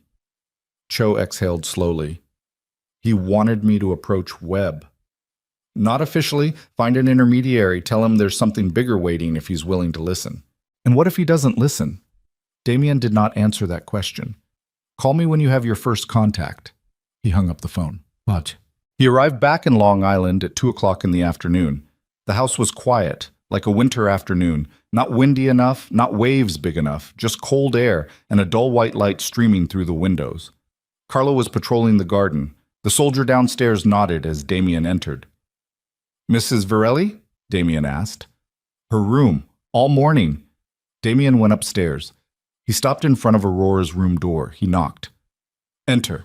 She sat at the table by the window, exactly where he'd first seen her when he entered the room. But this time she wasn't holding a book. She was drawing. A blank sheet of paper from someone's notebook left in the room, a pencil from the desk drawer, and her hand moving across the paper with the kind of concentration one only has when trying not to think about something else. She looked up as he walked in. Look at his face. Tell me, she said. Damien pulled a small chair from the corner of the room, placed it 2 steps away from her desk, and sat down. He didn't lean back. He sat upright, elbows on his knees, looking at her. He told her about the call with Webb, about Raymond Cho, about the plan to exchange information. He didn't mention the folder. It wasn't because he decided never to say it, but because right now, with everything in motion, adding that wouldn't help her and might break something inside her at the wrong time. That's what he said to himself. He wasn't entirely sure he believed it. Aurora listened in complete silence, without interrupting, without asking for confirmation, without doing anything one might typically do when processing uncomfortable information. She simply listened, her pencil resting on the paper and her hand still. When he finished speaking, she looked down at the paper. He won't let you go easily, she said. Webb, nobody in this situation is going to let anyone get away easily. How much time do you have? If Cho can reach Webb before tonight, 24 hours to negotiate, maybe less. She nodded slowly. Then she looked up at him with the gaze of someone who had sat alone all morning, heading somewhere in their head without needing any guidance. I want to go see him, she said. Damien didn't reply immediately. Aurora, it's not because he needs me to go, she said. Because I need to go. I need to see his face at least once, when I don't have to fear what might happen afterward. Damien looked at her. She looked back, straight, unwavering, with something in her eyes that he had seen taking shape day by day in this house, and now was strong enough to stand firm. Tonight, he said finally. Okay. They arrived in Hoboken at 6 o'clock in the evening. It was already dark when the car stopped in front of the townhouse. The wind rising from the Hudson River carried the chill of November, the kind of cold that cuts through fabric regardless of the thickness of a coat. Aurora got out of the car and looked up at the building. He said nothing. Damien stood beside her, not touching her, not trying to say anything to fill the void. Ready? He asked. She inhaled, deeply, exhaled slowly. Let's go. They walked in. The guard led them to the second floor, not Preston's room, but a larger room at the end of the hallway, where Dominic had arranged tables and chairs and the lighting was bright enough. Neutral. No advantage for either side. When the door opened and Preston Hale saw his daughter walk in, the first thing that happened was he stood up, immediately, reflexively, in the manner of someone who hadn't had time to think. Aurora stopped in the middle of the room. They looked at each other. Damien stood against the right wall, close enough to intervene, but far enough away not to be a part of the moment. Preston Hale looked 10 years older than the man Damien had met at the cigar lounge a week earlier. Not because of the bruise on his face, because something in the way he stood had changed. As if the internal structure that kept him upright had lost a few rivets. Aurora, he said. His voice cracked in the middle of her name. She didn't answer immediately, and Damien, standing by the wall, watching, saw what was happening on her face. He saw it layer by layer, the automatic fear she had spoken of, the old reflex kicking in like a programmed machine. He saw it coming. He saw her realize it was coming, and seeing her, he didn't let it stop. "I didn't come here to forgive you," Aurora said. Her voice was low and flat and didn't tremble. "I didn't come here to hear your explanations. I came so you could see me standing here without your permission." Preston stood still. "All my life," she continued, "I haven't been allowed to exist in my own way in any space you're in. I've learned to shrink. I've learned to be silent. I've learned to stand in the corner and take up as little air as possible." She looked straight at him. "But I'm still here, and you no longer have any power over that." Preston closed his eyes. 1 second, 2. When he opened his eyes, they were redder than before. "I know an apology isn't enough," he said. "Not enough," Aurora agreed. Not sarcastically, it was factual. "But Have you called the FBI yet?" she interrupted. Preston looked at Damien. Damien didn't move. "I've already called," Preston said. "Fine." She stood there for another moment, looking at her father's face as if she were storing something away. Not to remember it fondly, but to close the door. "Then I have nothing more to say to you." She turned around. "Step out the door." Damien followed, a step behind her, and as he crossed the threshold, he heard from behind the sound of Preston Hale sitting down in a chair with the heavy gait of someone whose knees were no longer reliable, and a long sigh that was neither relief nor despair, but something else, something nameless. The hallway was silent. Aurora walked straight to the end, stopping at the staircase, one hand on the railing. She didn't turn back. Damien stood 3 steps away from her. He watched her shoulders move. Inhale, exhale, once, twice, regaining control of her breathing in the way someone who had practiced it countless times. Then her shoulders relaxed slightly, the release of someone letting go of something heavy. She didn't cry. Damien didn't know whether that made him sad or proud, or both. "It's over," she said softly. Not to him, to herself. "It's done," he confirmed. She nodded once. Then she walked down the stairs, her steps steady and straight, and Damien followed behind while his phone vibrated in his pocket. This time it was Raymond Cho, and as Damien glanced at the screen the moment they stepped out of the building into the cold night, he saw 3 words in the message. "Webb will meet." Damien stopped on the sidewalk. Aurora stopped beside him, looking into his face in a way she had learned to do, reading instead of asking. "Good or bad?" she asked. "I don't know yet," he said truthfully, "but it's something." He started calling Cho again, and that's when the gunshots rang out. Not 1 sound, 3, quick and close, from the back door of the building, and in the fraction of a second before Damien's brain could process it, instinct, programmed into him by 15 years of experience, made him turn, his left hand outstretched, pushing Aurora down and toward the car in one motion, his body largely shielding her, his back exposed to the source of the sound. Aurora touched the side of the car. Damien stood up straight, his right hand searching for a weapon in the holster under his jacket, his eyes scanning towards the back door of the building. Carlo, the bodyguard who was with them, had drawn his gun and was moving toward the corner of the building. The radio blared. Dominic's voice. "2 of you get out. Back door. Not ours. Origin unknown." "How is Preston?" Damien said into the radio. "He stayed longer than he wanted." "Damien!" Dominic's voice changed in a way that Damien, experienced enough, recognized immediately, the tone of someone looking at something they didn't want to see. "Preston isn't in the room. The 2nd floor window is open." Damien looked up. The 2nd floor window of the Hoboken building, the room where they had sat 20 minutes earlier, was wide open on the cold night. "Garrett Walsh?" he asked. "He's here. He's locked in that room." Damien stood still for 3 seconds. Someone took Preston out. Preston didn't escape on his own, 20 meters from the 2nd floor window to the ground, in the dark, with a bruised jaw, no equipment, not by himself. Someone was outside. Someone who knew Preston was here. Someone who had enough men to take down the 2 bodyguards at the back door and drag Preston out in the time it took Damien and Aurora to stand in the hallway. 3 gunshots, fast and clean, professional. Aurora leaned against the back of the car behind him. He could hear her breathing, rapid but controlled. Not panicked, the kind of breathing of someone running on adrenaline and still processing reality. Who? She asked. Damien gazed into the shadows of Hoboken Street toward the spot where Preston Hale had just vanished, and realized that the answer to that question would change everything he had planned. Because there's only one type of person who would have a reason to take Preston out of Virelli's syndicate tonight. Someone who doesn't want Preston talking to the FBI, doesn't want Preston continuing negotiations, and doesn't want anything in Preston's file to become public. Preston owed money to someone before he owed money to Virelli. And Damien suddenly remembered the 5 foreign investors in the fraud ring he had mentioned to Cho just 2 hours earlier. He just revealed that he has that information. Cho has accessed Webb, and that news reached the wrong person.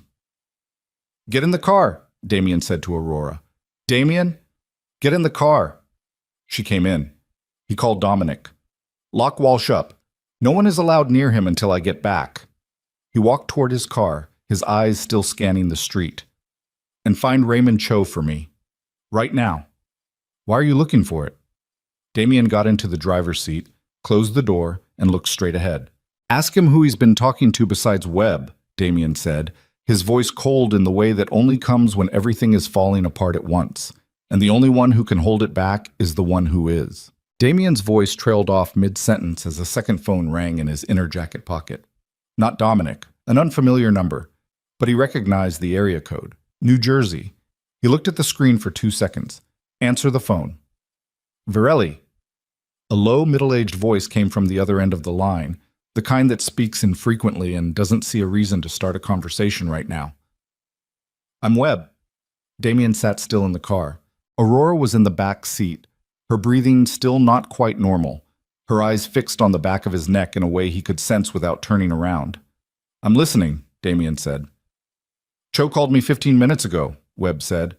"He told me he had information about a foreign investment network connected to Hale Capital." He paused.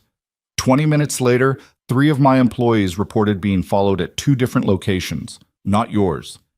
Damien said nothing. "Do you know what that means?" Webb asked. "I know." "Good." A sigh escaped from the other end of the line, not a sigh of relief, the kind someone recalculating the speed. "So you understand that the situation has changed in the last 20 minutes. Understand? Tell them he has a name and a transaction." "I have." "How many people?" "The main year, 17 people involved." The silence lasted longer. "Preston Hale has just been taken out of his hands," Webb said. Not a question. "Correct. The person who got him out was someone he owed money to before he owed you." Webb's voice was flat, the kind of voice of someone who'd been in the business long enough to be unsurprised but still not quite used to the harsh reality. "Those people don't want Preston talking to anyone, not even me. Including you." "That gives us the same problem temporarily," Webb said. "I don't like it, but I'm pragmatic." Damien looked out the car window at the dark streets of Hoboken. "He wants to see me," Damien said. "I want to exchange information in a way that allows both sides to continue to exist afterward." Webb's voice hardened slightly. "That's not forgiveness, Virelli. That's pragmatism. And after this is over, I'll still be building a file on you." "I know." "You don't mind, do you?" "You do your job. I do mine." Damien started the car. "Location and time." White. They met at 10 o'clock at night in a disused warehouse south of Bayonne, neutral in the sense that neither side had a clear geographical advantage, far enough from the main road so there would be no chance witnesses. Marcus Webb arrived with 2 men, not official FBI agents. He came alone in that sense. The other 2 were personal bodyguards in the informal sense of the word. The 51-year-old man with short, salt and pepper hair, a dark blue jacket without insignia, and brown eyes that looked at everything the way of someone who had seen too much to be impressed by anything anymore. Damien came to Dominic and Carlo. Aurora wasn't there. She was in a car parked 3 blocks away, with Dominic's most trusted soldier in the passenger seat and the engine running. The 2 groups stood at opposite ends of the empty warehouse. The only light came from someone's phone placed on a wooden crate in the middle of the room, casting a pale yellow circular shadow on the concrete ceiling. Webb stepped forward first. Damien replied. They stopped about 2 meters apart, close enough to talk without raising their voices, far enough so that neither felt any physical pressure. "Tell me what you have," Webb said bluntly. Damien wasn't in a hurry. First, I need to know where Preston is, he said. I do not know. He needs to know this to do his job. That's right, Webb looked at him. And you need to know for another reason. Damien neither confirmed nor denied it. The people who took Preston, Webb said, his voice lowering in a way that wasn't secretive but serious fact. I know who they are. Not local mafia, not ordinary business rivals. This is a transnational financial network that has been operating under federal radar for 12 years because they're smart enough to never leave a direct trail. He paused. Preston is the only direct trail I could get my hands on, and now they have him. They won't kill him, Damien said. No. They need him to be silent, not dead. Dead people generate investigation. Silent people don't. Webb looked directly at Damien. But they will kill anyone who threatens that network. You just became a threat to that network when Cho approached me. Damien stands by that. He's warning me, he said. I'm speaking factual, Webb said, his expression unchanged. I need the information you have. You need Preston not to be used as a weapon against you and your wife in the future. We can resolve both if you're willing to work in an imperfect way.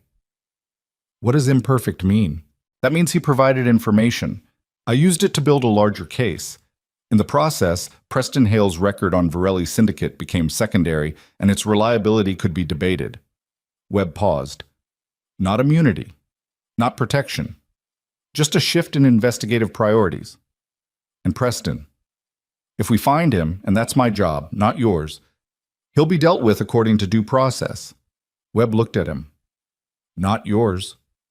Damien was silent for a full 10 seconds. He thought about the folder. 107 files, 14 years. There's one more condition, Damien said. Speak. There's a folder on the hard drive we seized from Preston. It's not related to Varelli's syndicate. It's related to his daughter. Damien's voice didn't change tone. That folder didn't become evidence in any case. It didn't become public records. It wasn't mentioned. Webb looked at him. 1 second is long. He's seen the contents of it, Webb said. Not a question. Enough to understand. Webb nodded slowly. Not in immediate agreement, but as a gesture of someone who is handling the situation and believes they can handle it. If that folder relates to crimes against minors, it's relevant, Damien stated bluntly. And I want it treated as a separate case, not as an appendix to the financial case. Separate means the victim doesn't become public documentation. Webb looked at him for a moment with weight in his eyes. I can do that, he said finally, if the information you provide is strong enough. Strong enough, Damien said. And that was the agreement. No handshake, no signing, no form that the court could recognize. Just two men standing in a dark warehouse in Bayonne at 10 o'clock on a November night, looking at each other and deciding that this was the most viable option in a situation with no other good choice. Oh, they drove to Long Island in silence for most of the journey. Aurora sat in the back seat, looking out the window at the passing streetlights. Damien was driving. Dominic wasn't on the trip back. He'd stayed behind to deal with Walsh and sort things out in Hoboken. 15 minutes after leaving Bayonne, Aurora said, Is there something you haven't told me? Not a question. Damien looked in the rearview mirror. Her eyes in the mirror met his. Awake, rigid, knowing. He drove for another half-minute. Then he pulled over to the side of the road. Not a rest stop, not a parking lot, just the side of a quiet inner-city road lined with trees and with no other cars around. He turned off the headlights. He kept the engine running. He turned to look at her. There's a separate folder on your father's hard drive, he said. She looked at him. She said nothing. I didn't open it. My technician opened it enough to understand the contents. He paused.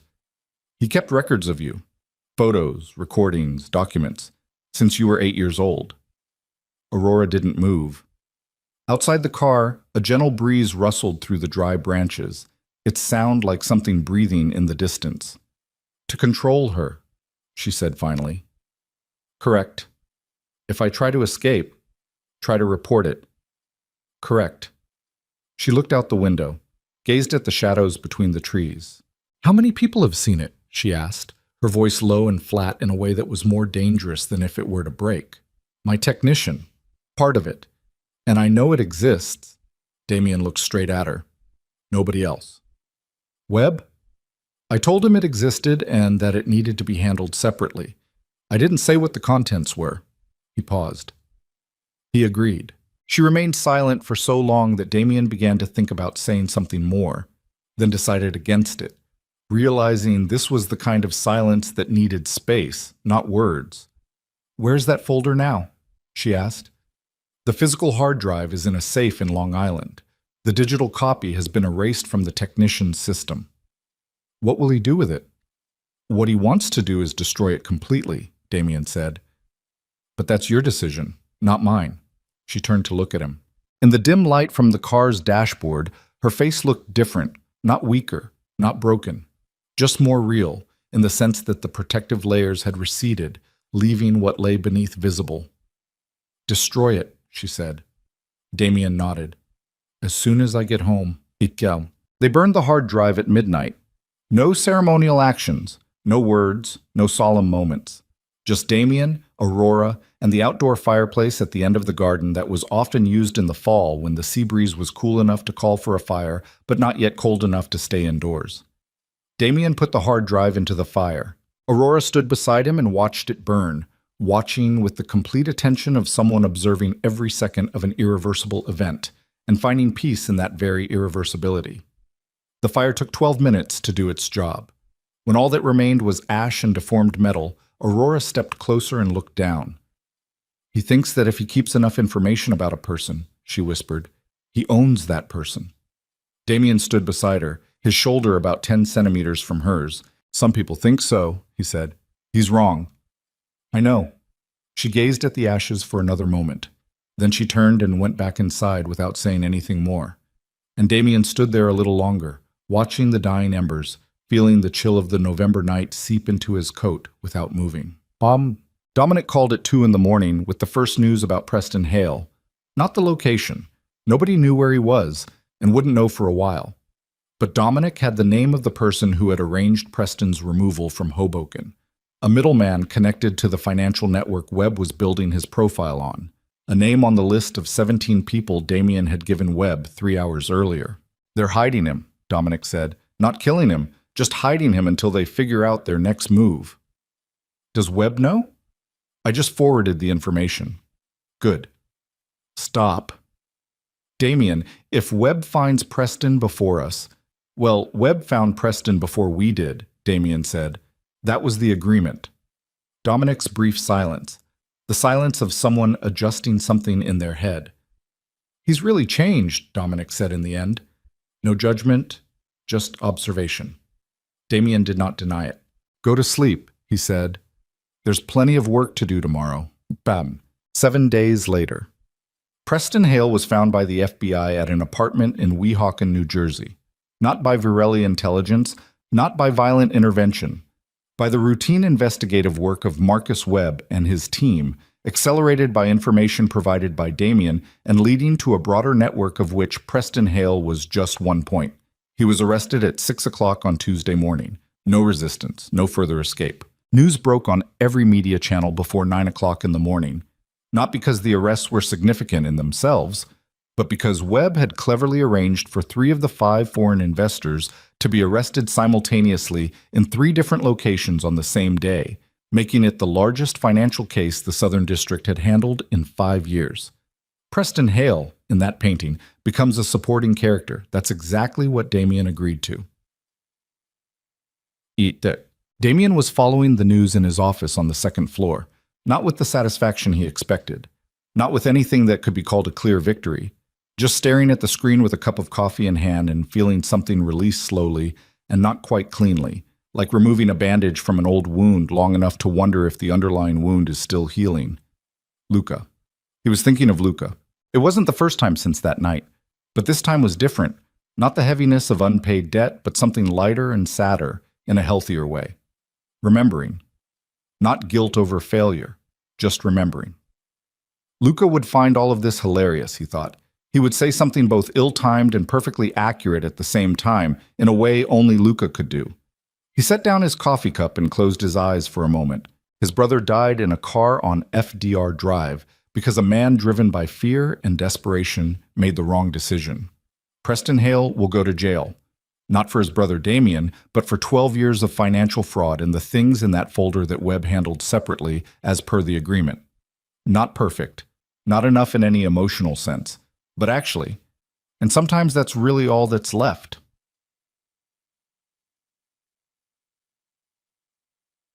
A knock on the door. Enter. Aurora walked in with 2 cups of coffee, not a typical family gesture, not something she did because it was expected. She set 1 cup down on the table beside her and held the other, standing in the middle of the room watching the screen showing the news about the arrest. She read in silence for a minute. He didn't resist, she said. Arnott. That sounds just like him. She said it in a strange way, not forgiving, not bitter, just the observation of someone who had known the subject long enough to read character from actions. He always knew when the game was over. Damien looked at her. Are you okay? She thought about the question, really thought about it, not answered reflexively. I don't know the right word, she said finally. Okay sounds too little, and it doesn't sound quite right. She looked out the window. I feel like something is over. Not good or bad, just over. Damien nodded slowly. That's the most reasonable thing he's heard in a week, he said. She looked back at him with a fleeting glimpse of something akin to a smile. Not a genuine smile, but a precursor to it. Something that could have blossomed in the place where a smile could have developed given enough time and space. She pulled a small chair from the corner of the room, the same chair he had pulled out when he sat opposite her in her room last week, and sat down. No questions, no explanations, just sat down as if it were the most natural thing in the world. They sat in silence, watching the news on the screen until the newspaper switched to another story. Yes, 2 weeks later, Dominic placed a file on Damien's desk. The annulment procedure, Dominic said. I've had my lawyer prepare it, as per your previous request. Damien looked at the file. Before Means, before everything that happened. Before Hoboken, before Bayonne, before the pile of ashes from the hard drive in the garden fireplace. Before the mornings in the kitchen and the sleepless nights in the office and the familiar footsteps on the stairs. And money for her, Dominic said. A separate account. Enough to go anywhere and start over. Damien didn't touch the file. Leave it there, he said. Dominic stood still. Leave it there, Damien replied. I'll decide for myself. Dominic nodded and left, smart enough not to ask any further questions. He was looking for Aurora in the garden. She was sitting on a stone bench in the corner of the garden near the fence overlooking the cliff, the same spot where, during the first week, she had stood and asked Carlo about the depth of the sea. Now she wasn't standing. She was sitting with her new sketchbook on her lap and a pencil in her hand. Draw. Not a quick sketch, real drawing, with the focus she puts into anything she truly cares about. He stood at a distance close enough not to break her, watching her work for a few seconds before she heard footsteps on the grass and looked up. He doesn't have a coat, she said. Is it cold? Just a little. She looked at him. Sit down. There were no other seats. He sat down on the edge of the stone flower bed opposite her. They looked at each other in the late November afternoon light, a low golden light at the angle of winter, the kind of light that makes everything look older and more real at the same time. I have something I need to tell you, Damien said. She put the pencil down. This marriage started the way it shouldn't have, he said. You had no choice. I didn't ask for your opinion. I used you as part of something you didn't deserve to be a part of. He looked her straight in the eyes. I can end it if you want. The papers are ready. The money is there. You can go anywhere. Aurora listened, but he said nothing. But if you don't want to go, he continued, his voice lower, and not because of uncertainty, but because what he was saying required that smallness, then I want you to know that I no longer think of this as a deal or a contract. He paused. I don't know what I thought of it as, but not those things. The wind blew in from the sea, strong enough to chill their faces and carrying the scent of salt to remind them both of where they were. Aurora stared at him for a period of time that couldn't be counted in seconds. He just told me I can leave, she said finally. Have. Well, it's clear he doesn't want me to leave. Yes, there is. Those are 2 contradictory things. I know. She looked down at the sketchbook on her lap. Looking at the unfinished drawing, from Damien's perspective, he could only see the outlines, not enough to make out what it was, but enough to see that it was something she had spent time on. When I first walked into this house, she said slowly, I thought this was the next prison. Nicer, bigger, but still a prison. I know you think so. I don't think that way anymore. She looked up at him. Not because you're perfect, not because things are simple now, but because this is the first time in my life that a man has stood before me, asked me what I wanted, and actually waited for an answer. Damien looked at her. And what do you want? He asked. Not as a tactic, he was asking genuinely. Aurora Hale, Aurora Varelli, looked directly into the eyes of the man her father had offered her as a bargaining chip, the man who had placed his vest on her trembling shoulders on their first night, the man who had burned the evidence of 22 years of suffering in the garden fire, the man who had just sat down in the stone flower bed in the cold without a coat to ask her this question. And she said the first truth, which wasn't about survival strategies, calculations, or anything filtered through layers of protection. I want to be here, she said, not because I have nowhere else to go, because I choose to be here. Damien isn't good at moments like these. He knew he wasn't good at it. He'd lived long enough in a world where emotions were a vulnerability to be exploited, to learn how to hide them where no one could see. And what was happening in his chest right now, the uncomfortable warmth, the forbidden opening, wasn't something his language was designed to handle. But he didn't need a language for it. He rose from the stone flower bed, walked over to where she was sitting, and sat down beside her, shoulder to shoulder, no distance, no permission. And when she didn't move away, when she actually leaned slightly toward him in the manner of someone who had finally found something sturdy enough to lean on, Damien placed his hand on hers. Don't grip tightly, don't hold on, just place your order.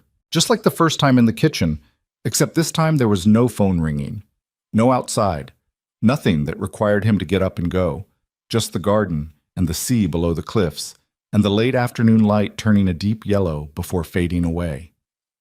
3 weeks later, Raymond Cho called with a final update.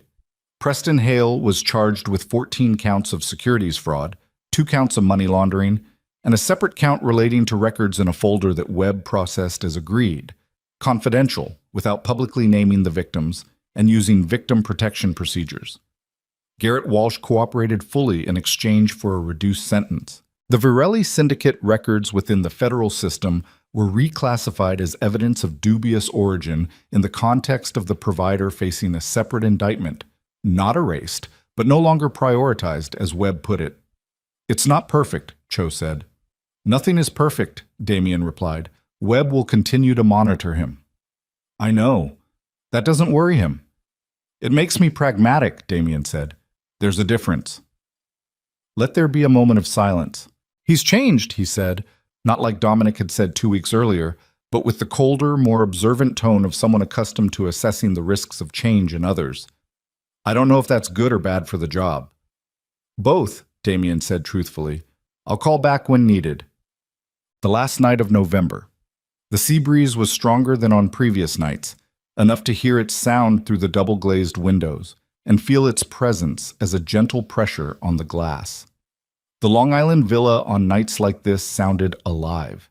The creaking of the wooden frame, the waves crashing against the rocks below the cliff, the wind whistling through the disused chimney. Damien slept for the first time in weeks. Not the interrupted sleep with his phone near his hand and part of his brain still monitoring it, but a real, deep, dark, dreamless sleep. He woke up before dawn, as was his old habit, lying in the darkness with his eyes open, staring at the ceiling, listening to the wind outside and the distant sound of the sea. And for the first time since the night he received Luca's photo, he didn't wake up with a to-do list already jotted down in his head. Not with the feeling that every moment of stillness was a wasted moment. He just lay there and listened. Dawn comes slowly in winter. The first rays of light filtered through the edge of the window curtains at nearly 7 o'clock, a silvery gray before turning to a pale yellow. The kind of light of a new day that hadn't yet decided what kind of day it would be. Aurora was standing at the downstairs living room window when Damien came down. She stood in the way she always stood by the windows overlooking the sea, not leaning against anything, back straight, arms hanging naturally, gazing out with the quiet concentration of someone listening to something inaudible to the naked ear. Damien stopped at the living room door and looked at her for a moment before she realized he was there. He looked at her shoulders, the same shoulders he had seen on their first night, bearing the scars and burns and the knife wounds of others, now concealed by a thick gray sweater that was wide enough to hide the shape underneath, but not the way she carried them. No longer hunched over, no longer trying to take up as little space as possible. Just stand. In my own space. She turned around when she heard footsteps. "The coffee isn't brewed yet," she said. Her voice was early in the morning, slightly hoarse like someone who had just woken up, and he realized he was familiar with that sound in a way he hadn't noticed until he heard it again. "I can make it," he said. "I know." She turned back to the window. "I just don't want to leave yet." He walked into the room and stood beside her by the window. Outside, the Atlantic Ocean stretched out in the early morning light. Not blue, not gray, but a color somewhere in between that, without a proper name, the color of deep water in a not yet intense light. The eastern sky began to show a pale pink tinge on the horizon, where the sun was rising from behind the curvature of the earth. "Have you ever truly regretted a decision?" Aurora asked, without looking at him, still gazing out at the sea. Damien pondered the question. "I regret more the things I didn't do than the things I did," he said in conclusion. "The times I didn't say something to Luca when I could have. The times I let the work do the answering for me." She nodded slowly. "Will he like this?" she asked. Luca. All of this. Damien thought of his younger brother. The loud, self-absorbed laughter. The way Luca always said the wrong things at the right time and somehow still managed to say the right things. "He'll have an opinion on everything," Damien said. "And most of that opinion won't be appropriate." She laughed, for the first time. Really, not the slight smirk that preceded a smile he'd seen a few times, but a genuine laugh, short and unexpected and completely unplanned. It disappeared as quickly as it arrived, but it was there. Damien looked at her, smiled, and felt something in his chest do something he had no good words to describe except this. It moved. Something inside him moved, toward her, toward that sound, and he let it move without trying to pull it back to a safe place. "Tell me about him," she whispered. And Damien Varelli, the head of the East Coast crime empire, the man whose name was whispered in hushed tones at tables without menus, who didn't cry when he looked at a picture of his younger brother on his phone screen at 2:47 a.m. Begin telling the story. And that was the closest he had come to peace in a very long time. Outside the window, the sun continued to rise over Long Island. Waves continued to crash against the cliffs below. And inside the house built to hold secrets, two people stood by the window, letting the light in.